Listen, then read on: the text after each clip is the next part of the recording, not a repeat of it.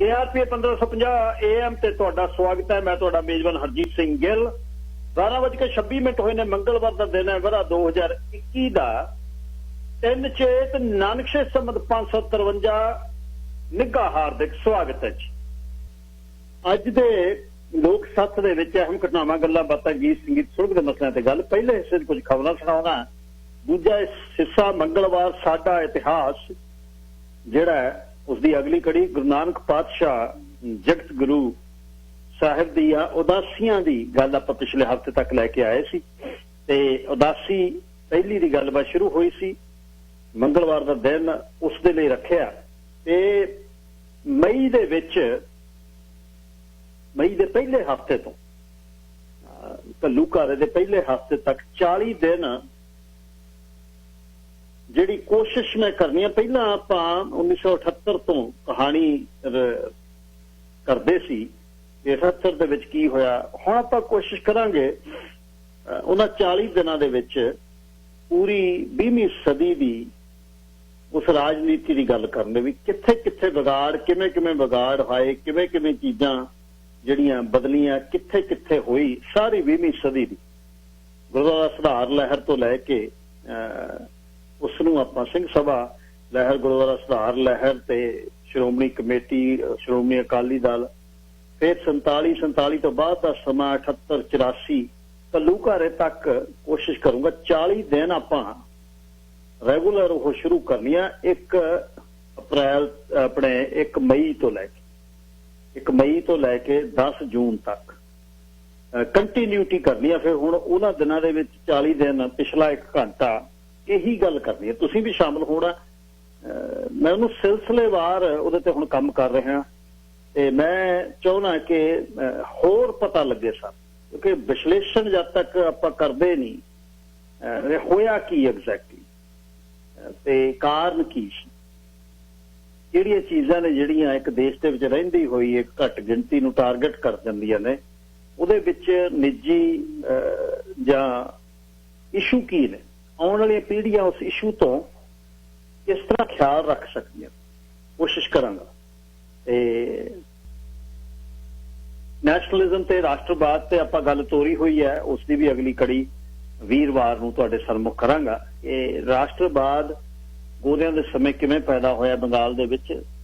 ਕੋਸ਼ਿਸ਼ ਖਬਰਾਂ ਵਗੈਰਾ ਆਪਾਂ ਸੁਣ ਲੈਂਦੇ ਹਾਂ ਦੁਪਹਿਰ ਤੱਕ। ਖਬਰਾਂ ਦੀ ਤਾਂ ਘੀਸ ਵੱਲ ਕੱਢ ਦਿੰਦੇ ਨੇ ਸਵੇਰ ਤੋਂ ਲੈ ਕੇ 7 ਵਜੇ 11 ਵਜੇ ਤੱਕ। 4 ਘੰਟੇ ਖਬਰਾਂ, ਬਹੁਤ ਖਬਰਾਂ ਤੋਂ ਉੱਪਰ ਤੁਹਾਡੇ ਸੁਝਾਅ ਪਿਛਲੇ ਮਹੀਨੇ ਦੇ ਇਹ ਆਏ ਨੇ ਕਿ ਨਹੀਂ ਇਦੋਂ ਉੱਪਰ ਹੋਰ ਕੁਛ। ਮੇਰੀ ਵੀ ਰੁਚੀ ਆ, ਜਿਉਂ ਮੈਂ ਇਹਦੇ 'ਚ ਕਰ ਰਿਹਾ ਬ੍ਰੌਡਕਾਸਟਿੰਗ 11-12 ਸਾਲ ਹੋ ਗਏ ਤੇ ਇਤਿਹਾਸ ਜਿਹੜਾ ਦੁਨੀਆ ਦਾ ਤੇ ਵੱਡੀਆਂ ਨਸਲਕੁਸ਼ੀਆਂ ਜਿਵੇਂ ਅਫਰੀਕਾ ਦੇ ਵਿੱਚ ਬੈਲਜੀਅਮ ਨੇ, ਪੁਰਤਗਾਲ ਨੇ, ਅਮਰੀਕਾ ਨੇ ਤਾਂ ਸਲੇਵਰੀ ਜਿਹੜੀ ਕੀਤੀ। ਜਿਹੜੀ ਬੈਲਜੀਅਮ ਵਾਲੀ ਗੱਲ ਤੁਹਾਨੂੰ ਮੈਂ ਸੁਣਾਉਣੀ ਚਾਹੁੰਦਾ। ਲਿਓਪੋਲਡ 2 ਰਾਜਾ ਸੀ, ਜਿਹੜਾ ਨੰਬਰ 2, ਉਹਨੇ ਕੀ ਕੁਛ ਕਾਂਗੋ ਦੇ ਵਿੱਚ ਕਿਵੇਂ 10 ਮਿਲੀਅਨ ਦੇ ਕਰੀਬ 1 ਕਰੋੜ ਬੰਦਾ ਮਤਲਬ ਕਿਵੇਂ ਖਪਾ ਦਿੱਤਾ, ਕਿਵੇਂ ਨੰਗਿਆਂ ਸਰੀਰਾਂ ਨੂੰ ਉਹ ਕਹਿੰਦਾ ਵੀ ਜਦ ਇਹ ਰਬੜ ਚੋਂਦੀ ਆ ਆਪਣੇ ਸਰੀਰਾਂ ਤੇ ਲਿਪਟ ਕੇ ਲੈ ਕੇ ਆਓ, ਉਹਦੇ ਸਰੀਰ ਤੋਂ ਲਾਉਂਗਾ ਮੈਂ ਰਬੜ। ਇਹ ਕੁਛ ਹੀ ਆ ਤੁਹਾਡੀ 20ਵੀਂ ਸਦੀ ਦੀਆਂ ਵਿਚਲੀਆਂ ਗੱਲਾਂ। ਸੋ ਇਹਦੇ ਤੇ ਗੱਲਬਾਤ ਕਰਾਂਗਾ।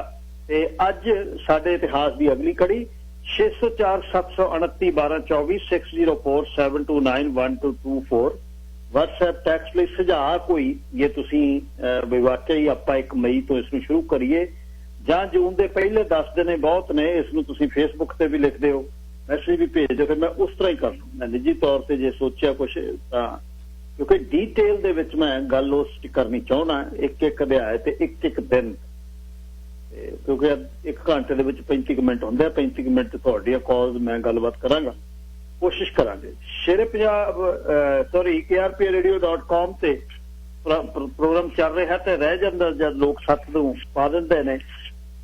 ਪਵਨ ਜਵੰਦੇ ਦਾ ਧੰਨਵਾਦ ਹੈ। ਖਾ ਕੇ ਬਾਣੀ ਦੀਆਂ ਸੌਹਾਂ ਸੀਗੇ ਕੁਰਸੀ ਤੇ ਬੈਠੇ, ਹੋ ਗਏ ਤੀਵੀਆਂ ਦੇ ਵਿੱਚ ਗਲਤਾਨ ਨਹੀਂ। ਪਹਿਲਾਂ ਉੱਡਿਆ ਪਤੰਗ, ਫਿਰ ਝਾੜੂ ਪਿੱਛੇ ਪੈ ਗਏ, ਹੁਣ ਲੱਭਣਗੇ ਤੀਜਾ ਕੋਈ ਨਿਸ਼ਾਨ ਨਹੀਂ। ਲਾਗੇ ਮੁੰਡੇ ਡੌਂਕੀ ਟੱਪੇ ਜੰਗਲ ਪਨਾਮਾ ਅਣਿਆਈ ਮੌਤ, ਮਰ ਗਏ ਜਵਾਨ ਨਹੀਂ। 6 ਕੁੱਟ ਕੇ ਸਕੋਰ ਮੁੰਡੇ ਚੜ ਕੇ ਬਲੈਤ ਹੋ ਗਈ ਕਾਲਜਾਂ ਦੇ ਵਿੱਚ ਸੁਨਸਾਨ ਨੇ ਪਾ ਕੇ ਘਰ ਘਰਕੀਣਾ ਨਾਲੇ ਬੋਲਦੇ ਆ ਗੋਲੇ ਪਾ ਕੇ ਘਰ ਘਰਕੀਣਾ ਨਾਲੇ ਬੋਲਦੇ ਆ ਗੋਲੇ ਜਿਵੇਂ ਹਾੜ ਦੇ ਦੁਪਹਿਰੇ ਸ਼ਮਸ਼ਾਨ ਨਹੀਂ ਬਾਦ ਪਣੇ ਵਿੱਚ ਚਾਵਾਂ ਨਾਲ ਲਾਏ ਜਿਹੜੇ ਰੁੱਖ ਹੁਣ ਉਹਨਾਂ ਨਾਲ ਹੀ ਝੂਟ ਗਏ ਕਿਸਾਨ ਨੇ ਪੈਲੀ ਟੋਟਿਆਂ ਦੇ ਵਿੱਚ ਬਹਿ ਲੈ ਗਿਆ ਕਰਾੜ ਉੱਚੀ ਹੋ ਗਈ ਹੋਰ ਲਾਲੇ ਦੀ ਦੁਕਾਨ ਨਹੀਂ ਮਜਬੂਰੀਆਂ ਦੇ ਮਾਰੇ ਹੋਏ ਫੌਜ ਵਿੱਚ ਭਰਤੀ ਜੋ ਡੱਬੇ ਵਿੱਚ ਮੁੜੇ ਆਏ ਜਵਾਨ ਨੇ ਹੱਡਾਂ ਵਿੱਚ ਬਹਿ ਗਈਆਂ ਨਹੀਂ ਹਰੀਆਂ ਕ੍ਰਾਂਤੀਆਂ ਹੋ ਗਏ ਗੰਧਲੇ ਜ਼ਮੀਨ ਅਸਮਾਨ ਨਹੀਂ ਤਿੰਨ ਗੱਟਿਆਂ ਤੋਂ ਘੱਟ ਕਹਿੰਦੇ ਉੱਠਦੇ ਨਹੀਂ ਝੋਨਾ ਨਾਲੇ ਅੰਨੇਵਾਹ ਡਿੱਗਦੀ ਪਦਾਨ ਨੇ ਸਾਡੇ ਮੁੰਡਿਆਂ ਨੂੰ ਘੁੱਦਿਆ ਹੋਏ ਮਿਲੀ ਬੱਗ ਪੈ ਗਈ ਕਿਤੇ ਚਿੱਟਾ ਕਰਦਾ ਜਹਾਨ ਨਹੀਂ ਕਿਵੇਂ ਬਚ ਗੂ ਡਰੱਗ ਤੋਂ ਪੰਜਾਬ ਦੀ ਜਵਾਨੀ ਇੱਥੇ ਨਸ਼ਿਆਂ ਦੇ ਲੱਗੇ ਪਿਆ ਵਾਹਣ ਨਹੀਂ ਸਾਡੇ ਵੱਲ ਦੇ ਨਿਸ਼ਾਨੇ ਸਾਡੇ ਵੱਲ ਤੀਰ ਸਿੱਧੇ ਹੁਣ ਕੇਂਦਰ ਦੇ ਹੱਥਾਂ ਕਮਾਨ ਨਹੀਂ ਖੇਤਾਂ ਵਿੱਚ ਉੱਠ ਜਾ ਕੇ ਧਰਨੇ ਤੇ ਬਹਿ ਗਏ ਜ਼ਿਮੀਂਦਾਰ ਵੀ ਨਾ ਹੋਣਾ ਅਣਜਾਣ ਨਹੀਂ ਸਾਨੂੰ ਸਾਡਿਆਂ ਦੇ ਹੀ ਖੇਤਾਂ 'ਚ ਸੀਰੀ ਹੈ ਬਣਾਉਣਾ ਤੁਹਾਡੀ ਸੋਚ ਦਾ ਇਹ ਸਿਖਰ ਨਿਵਾਣ ਨਹੀਂ ਬੰਦਾ ਸਿੰਘ ਨੇ ਦਵਾਏ ਸਾਨੂੰ ਪੈਲੀਆਂ ਦੇ ਹੱਕ ਮਰਜੀ ਵੜਾਓ ਮਰਦ ਪ੍ਰਧਾਨ ਨਹੀਂ ਮਰਦ ਮਹਾਨ ਨਹੀਂ ਖੋ ਕੇ ਲੋਕਾਂ ਮੂੰਹੋਂ ਚੋਗਾ ਜਾ ਕੇ ਮੋਰਾਂ ਨਾਲ ਖੇਡੇ ਇਸ ਦੇਸ਼ ਦਾ ਹੀ ਆਗੂ ਬੇਈਮਾਨ ਨਹੀਂ ਤੇਰੀ ਹਿੱਕ ਉੱਤੇ ਦਿੱਲੀ ਨਹੀਂ ਗੱਡਣਗੇ ਝੰਡਾ ਹੋਣ ਸੁਣਨੇ ਨਾ ਹੋਰ ਫਰਮਾਨ ਨਹੀਂ ਤੇਰੀ ਹਿੱਕ ਉੱਤੇ ਦਿੱਲੀ ਨਹੀਂ ਗੱਡਣਗੇ ਝੰਡਾ ਹੋਣ ਸੁਣਨੇ ਨਾ ਹੋਰ ਫਰਮਾਨ ਸਤੰਬਰ 19 ਨੂੰ ਘੁੱਦਾ ਸਿੰਘ ਨੇ ਲਿਖਿਆ ਇਹ ਧੰਨਵਾਦ ਜੀ ਸਾਰਿਆਂ ਦਾ ਪਹਿਲੇ ਹਿੱਸੇ ਦੇ ਵਿੱਚ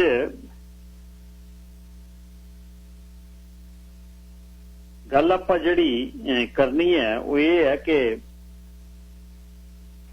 ਆ ਜਿਹੜਾ ਘੰਟੇ ਜਿਹਦਾ ਫਰਕ ਪੈਂਦਾ ਹੈ ਇਹ ਬੰਦਿਆਂ ਨੂੰ ਬਹੁਤ ਗਾਲਦਾ ਯਾਰ 15 ਕੁ ਦਿਨ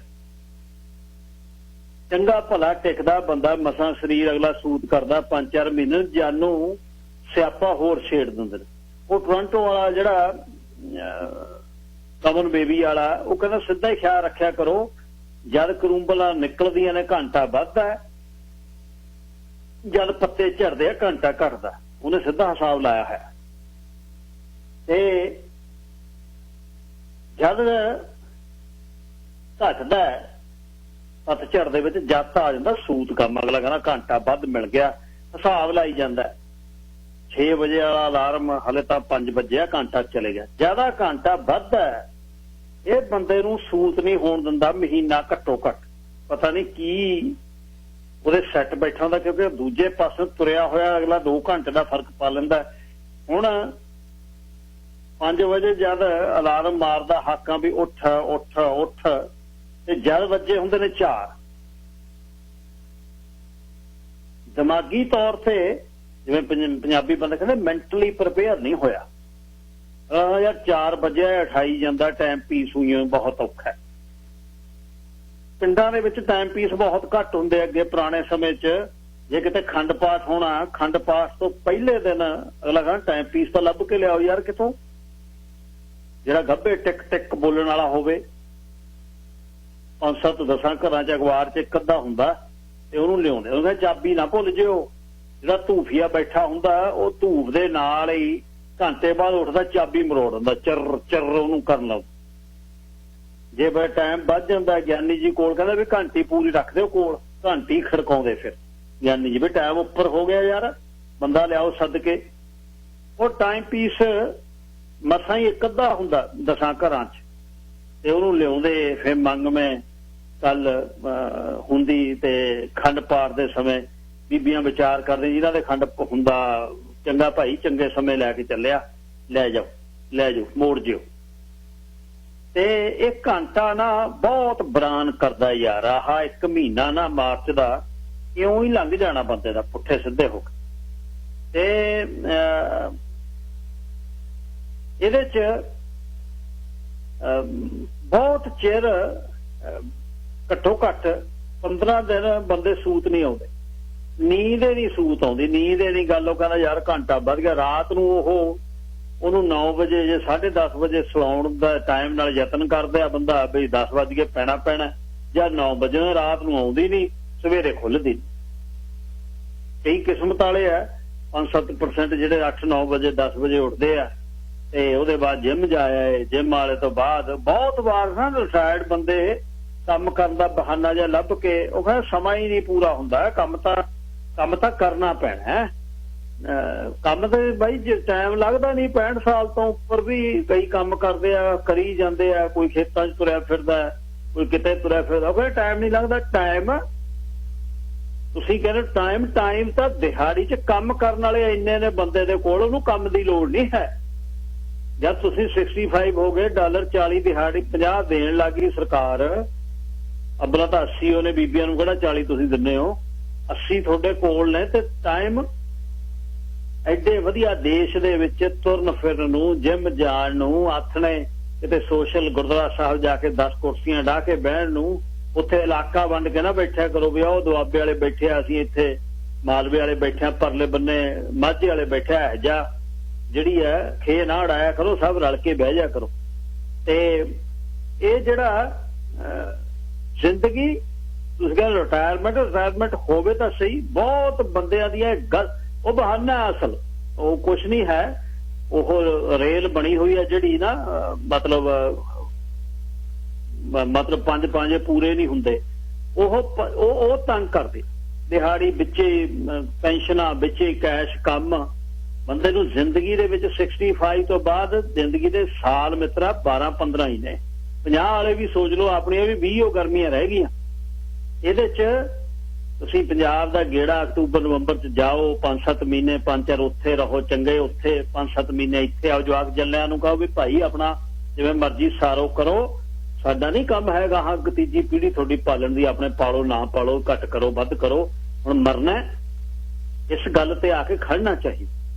ਸਵੇਰੇ ਘੰਟਾ 1.5 ਘੰਟਾ ਵਾਕ ਕਰੋ, ਜਿਮ ਜਾਇਓ, ਆ ਕੇ ਦੁਪਹਿਰ ਤੋਂ ਬਾਅਦ ਪੜ੍ਹ ਲਓ, ਘੰਟਾ 1.5 ਘੰਟਾ ਨੈਪ ਲੈ ਲਓ, ਰੋਟੀ ਤਾਂ ਦੁਪਹਿਰ ਦੀ ਤੋਂ ਬਾਅਦ ਹੱਥ ਨੇ ਫੇਰ ਬੈਠੋ, ਅਖਬਾਰ ਪੜ੍ਹੋ, ਕੋਈ ਪੇਪਰ ਪੜ੍ਹੋ, ਤੇ ਹੱਥ ਨੇ ਜਿਹਦਾ ਜਿਹੜਾ ਰੰਗ ਹੈ ਰੋਹ ਰਾਸ ਵਾਲਿਆਂ ਨੇ ਰੋਹ ਰਾਸ ਤੇ ਬਹਿ ਜਾਣਾ, ਜਿਹੜੇ ਕੌੜੇ ਕਸੈਲੇ ਵਾਲੇ ਨੇ ਉਹਨਾਂ ਨੇ ਕੌੜੇ ਕਸੈਲੇ ਨੂੰ ਪੈ ਜਾਣਾ, ਤੇ ਆਪਣਾ ਰੱਬ ਕਰੋ, ਨਜ਼ਾਰੇ ਲਓ। ਇਹ ਸੋਚੀ ਜਾਣਾ, ਇਹ ਇਕੱਠੇ ਹੋਈ ਜਾਣਾ, ਉਹ ਨਹੀਂ ਬਣਿਆ, ਆਹ ਨਹੀਂ ਬਣਿਆ। ਹੁਣ ਤੱਕ ਜੇ ਬਣਿਆ ਨਾ 65 ਤੋਂ, ਤੇ ਅਗਲਿਆਂ 'ਚ ਵੀ 10 ਸਾਲਾਂ 'ਚ ਨਹੀਂ ਬਣਨਾ ਨਾ, ਹੱਡਾਂ ਨੂੰ ਗਾਲੋ। ਇਹ ਬਹਾਨਾ ਕਰਨਾ, ਕਈ ਭਾਈਬੰਦ ਨੇ ਮੇਰੇ, ਉਹ ਹੈ ਸਾਡਾ ਸਮਾਂ ਨਹੀਂ ਲੰਘਦਾ ਟਰੱਕ ਤੇ ਜਾਏ ਬਣਾ। ਮੈਂ ਇਹ ਤਾਂ ਟੁੱਚਰਾਂ ਨੇ ਤੁਹਾਡੀਆਂ, ਇਹ ਟੁੱਚਰਾਂ ਨੇ ਤੁਹਾਡੀਆਂ, ਸਿਰਫ ਤੁਹਾਡਾ ਲਾਲਚ ਮਨ ਨੂੰ ਪਿਆ ਹੋਇਆ। ਇਹ ਕਿਵੇਂ ਨਹੀਂ ਬਣਦਾ? ਸਰੀਰ ਇਕੱਠੇ ਨਹੀਂ ਹੁੰਦੇ, ਹੱਡ ਦੁਖਦੇ ਨੇ। ਇਹ ਕਿਤੇ ਤੁਸੀਂ ਪਿਕਨਿਕ ਤੇ ਜਾ ਕੇ ਆਏ ਹੋ ਜਾਂ ਆਰਵੀ ਲਈ ਫਿਰਦੇ ਹੋ ਕੈਂਪਰ? ਇਹ ਤਾਂ ਇਹ ਆ ਵੀ ਹੁਣ ਆਹ ਵੀ ਬਣਾ ਦਈਏ, ਆਹ ਵੀ ਬਣਾ ਦਈਏ, ਆਹ ਵੀ ਬਣਾ ਦਈਏ। ਇਹਦਾ ਥੋੜਾ ਜਿਹਾ ਖਿਆਲ ਰੱਖ। ਜਸ ਜੀ, ਲਾਈਨ ਨੰਬਰ 2। ਸਤਿ ਸ੍ਰੀ ਅਕਾਲ ਭਾਈ ਸਾਹਿਬ। ਸਤਿ ਸ੍ਰੀ ਅਕਾਲ ਜੀ। ਹਾਂਜੀ, ਮੈਂ ਤਾਂ ਭਾਈ ਸਾਹਿਬ ਦੂਜਾ ਤੁਸੀਂ ਗੱਲ ਬਹੁਤ ਸੋਹਣੀ ਤੁਹਾਡੀ ਚੱਲ ਰਹੀ ਹੈ, ਮੈਂ 100% ਸਹਿਮਤ ਹੈ ਇਸ ਚੀਜ਼ ਨੂੰ। ਮੈਂ ਵੀ ਰਿਟਾਇਰ ਹਾਂ। ਇਸ ਕੰਟਰੀ ਦੇ ਵਿੱਚ ਤਾਂ ਕੋਈ ਬਹਾਨਾ ਹੈ ਹੀ ਨਹੀਂ, ਚਾਹੇ ਰਿਟਾਇਰ ਬੰਦਾ ਚਾਹੇ ਨਹੀਂ ਵੀ ਕੋਈ ਕੰਮ ਕਰਦਾ, ਵੀ ਟਾਈਮ ਨਹੀਂ ਮੁੱਕਦਾ। ਸਿਰਫ ਸਾਡੇ ਕੋਲ ਹੌਬੀ ਹੋਣੀ ਚਾਹੀਦੀ ਆ। ਇਹਦੇ ਵਿੱਚ ਸਿਹਤ ਦੀ ਵੀ ਕੋਈ ਜ਼ਰੂਰਤ ਨਹੀਂ। ਸਿਹਤਾਂ ਮਾੜੀਆਂ ਮੋਟੀਆਂ ਦੇ ਨਾਲ ਵੀ ਤੁਸੀਂ ਬਹੁਤ ਜ਼ਿਆਦਾ ਇੰਜੋਏ ਕਰ ਸਕਦੇ ਹੋ ਇਸ ਕੰਟਰੀ 'ਚ। ਕਿਵੇਂ ਟਾਈਮ ਵੰਡਦੇ ਹੋ ਜੀ ਫਿਰ ਰਿਟਾਇਰਮੈਂਟ ਦਾ ਦੱਸੋ? ਮੈਂ ਤਾਂ ਜੀ ਮੈਂ ਵਿਹਲੀ ਵੀ 1 ਮਿੰਟ ਵਿਹਲੀ ਨਹੀਂ। ਮੈਂ ਸਵੇਰ ਨੂੰ ਆਲੀ ਉੱਠਦੀ ਆ, ਜਿਮ ਵੀ ਜਾਣੇ।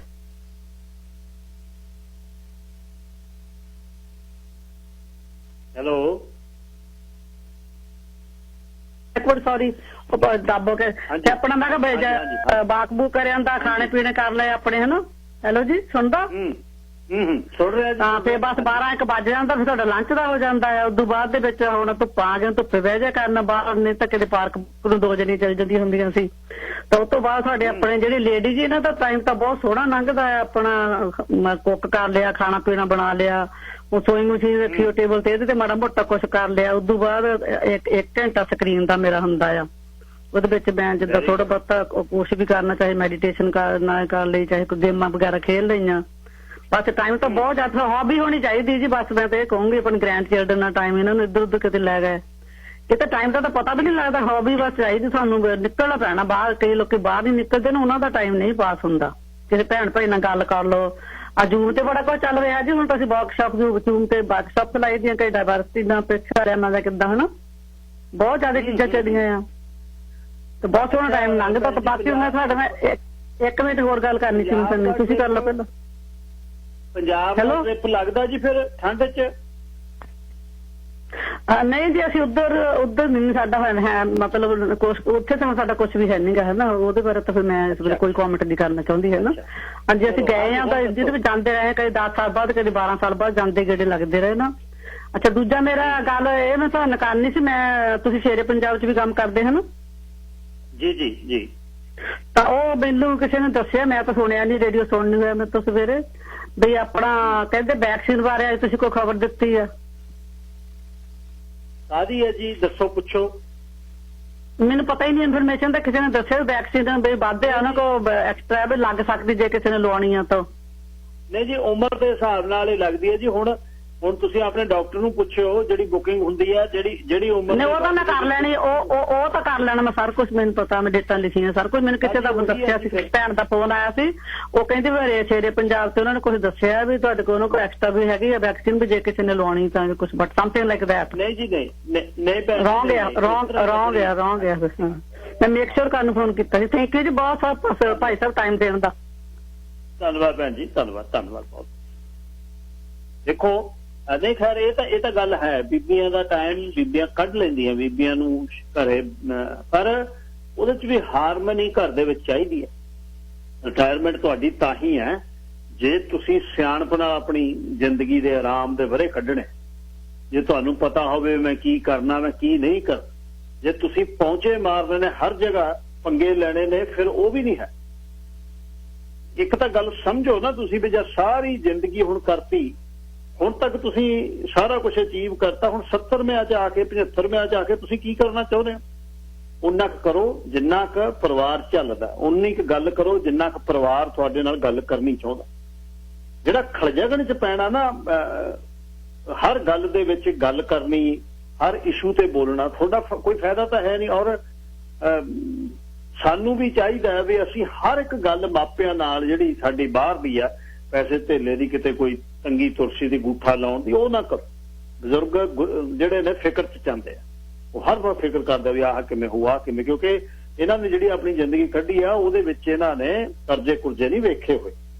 ਤੇ ਉਹ ਇਹ ਹੁਣ ਜਿਹੜਾ ਵੱਡਾ ਜਿਹੜਾ ਇਸ਼ੂ ਜਿਹੜਾ ਚੱਲ ਪਿਆ, ਉਹ ਇਹ ਆ ਕਿ ਆਪਣਾ ਜਿਹੜਾ ਇੱਥੇ ਦੀ ਤਰਜ਼ ਜ਼ਿੰਦਗੀ ਹੋਰ ਹੈ। ਇੱਕ ਜਾਨੀ ਜ਼ਿੰਦਗੀ ਦਾ ਜਿਹੜਾ ਘਾਟ ਜਿਹੜੀ ਸਾਡੇ ਪ੍ਰਵਾਸ ਦੇ ਵਿੱਚ ਹੋਈ ਹੈ, ਜਿਵੇਂ ਭੈਣ ਜੀ ਹੁਣੀ ਦੱਸ ਕੇ ਗਏ ਨੇ, ਕਿ ਉੱਥੋਂ ਸਾਰਾ ਜਿਹੜਾ ਆਪਾਂ ਜਦ ਇੱਥੇ ਆ ਗਏ, ਉਹ ਇੱਕ ਘਾਟ ਕਹਿ ਲਓ, ਚਾਹੇ ਮੈਂ ਘਾਟ ਵੀ ਇਹਨੂੰ ਕਹਿ ਸਕਦਾ, ਪਰ ਜਦ ਟੱਬਰ ਦੇ ਜੀ ਹੋਈ ਇੱਥੇ ਨੇ, ਚਾਰੇ ਧੀਆਂ ਪੁੱਤ ਇੱਥੇ ਨੇ, ਸਹੁਰੇ ਤੇ ਪੇਕੇ ਇੱਥੇ ਹੋ ਗਏ, ਤੇ ਫਿਰ ਉੱਥੇ ਕੁਛ ਹੈ ਨਹੀਂ। ਜਦ ਆਪਾਂ ਕਹਿੰਦੇ ਆ ਵੀ ਪੰਜਾਬ ਜਾਣਾ ਨਹੀਂ ਅਸੀਂ, ਉਹ ਇੱਕ ਚੀਜ਼ ਦੀ ਕਮੀ। ਅਸੀਂ ਕੱਲ ਵੀ ਆਪਾਂ ਇਹੀ ਗੱਲ ਕਰਦੇ ਸੀ ਵੀ ਇੱਕ ਪਰਿਵਾਰ ਦਾ ਜੀ, ਚਲੋ ਉਹ ਤਾਂ ਚੀਜ਼ ਲੰਘ ਗਈ, ਜਿਹੜੇ ਲੈ ਆਏ ਉਰੇ, ਉਹ ਜਗ੍ਹਾ ਨਾਲ ਤੁਹਾਡੀ ਦਰਖਤ ਕਿਤੋਂ ਵੀ ਪੱਟ ਕੇ ਕਿਤੇ ਲਾ ਦਿਓ, ਪਰ ਉਹ ਆਪਣੀ ਜਗ੍ਹਾ 'ਚ ਜਾ ਕੇ ਮੌਲ ਦਾ ਜਿਹੜਾ ਉਹਦੇ ਵਰਗੀ ਰੀਸ ਨਹੀਂ ਹੈ। ਜਾਂ 'ਚ ਸਾਡਾ ਬਹੁਤ ਵੱਡਾ ਸਰਮਾਇਆ, ਸਾਡੇ ਤੋਂ ਜਿੱਥੋਂ ਅਸੀਂ ਤੁਰੇ ਹੋਏ ਹਾਂ, ਸਾਡਾ ਸਾਰਾ ਕੁਝ ਉੱਥੇ ਆ। ਸਾਡਾ ਅਸਲ ਸਾਡੀ ਗੁਰੂਆਂ ਦੀ ਧਰਤੀ ਹੈ ਜਿਹੜੀ, ਉਹਨੂੰ ਅਸੀਂ ਉਹਨੂੰ ਕਿਵੇਂ ਵਿਸਾਰਾਂਗੇ ਅਸੀਂ? ਪਰ ਮਜਬੂਰੀ ਜਿਹੜੀ ਹੈ ਉਹ ਜ਼ਰੂਰੀ ਹੈ।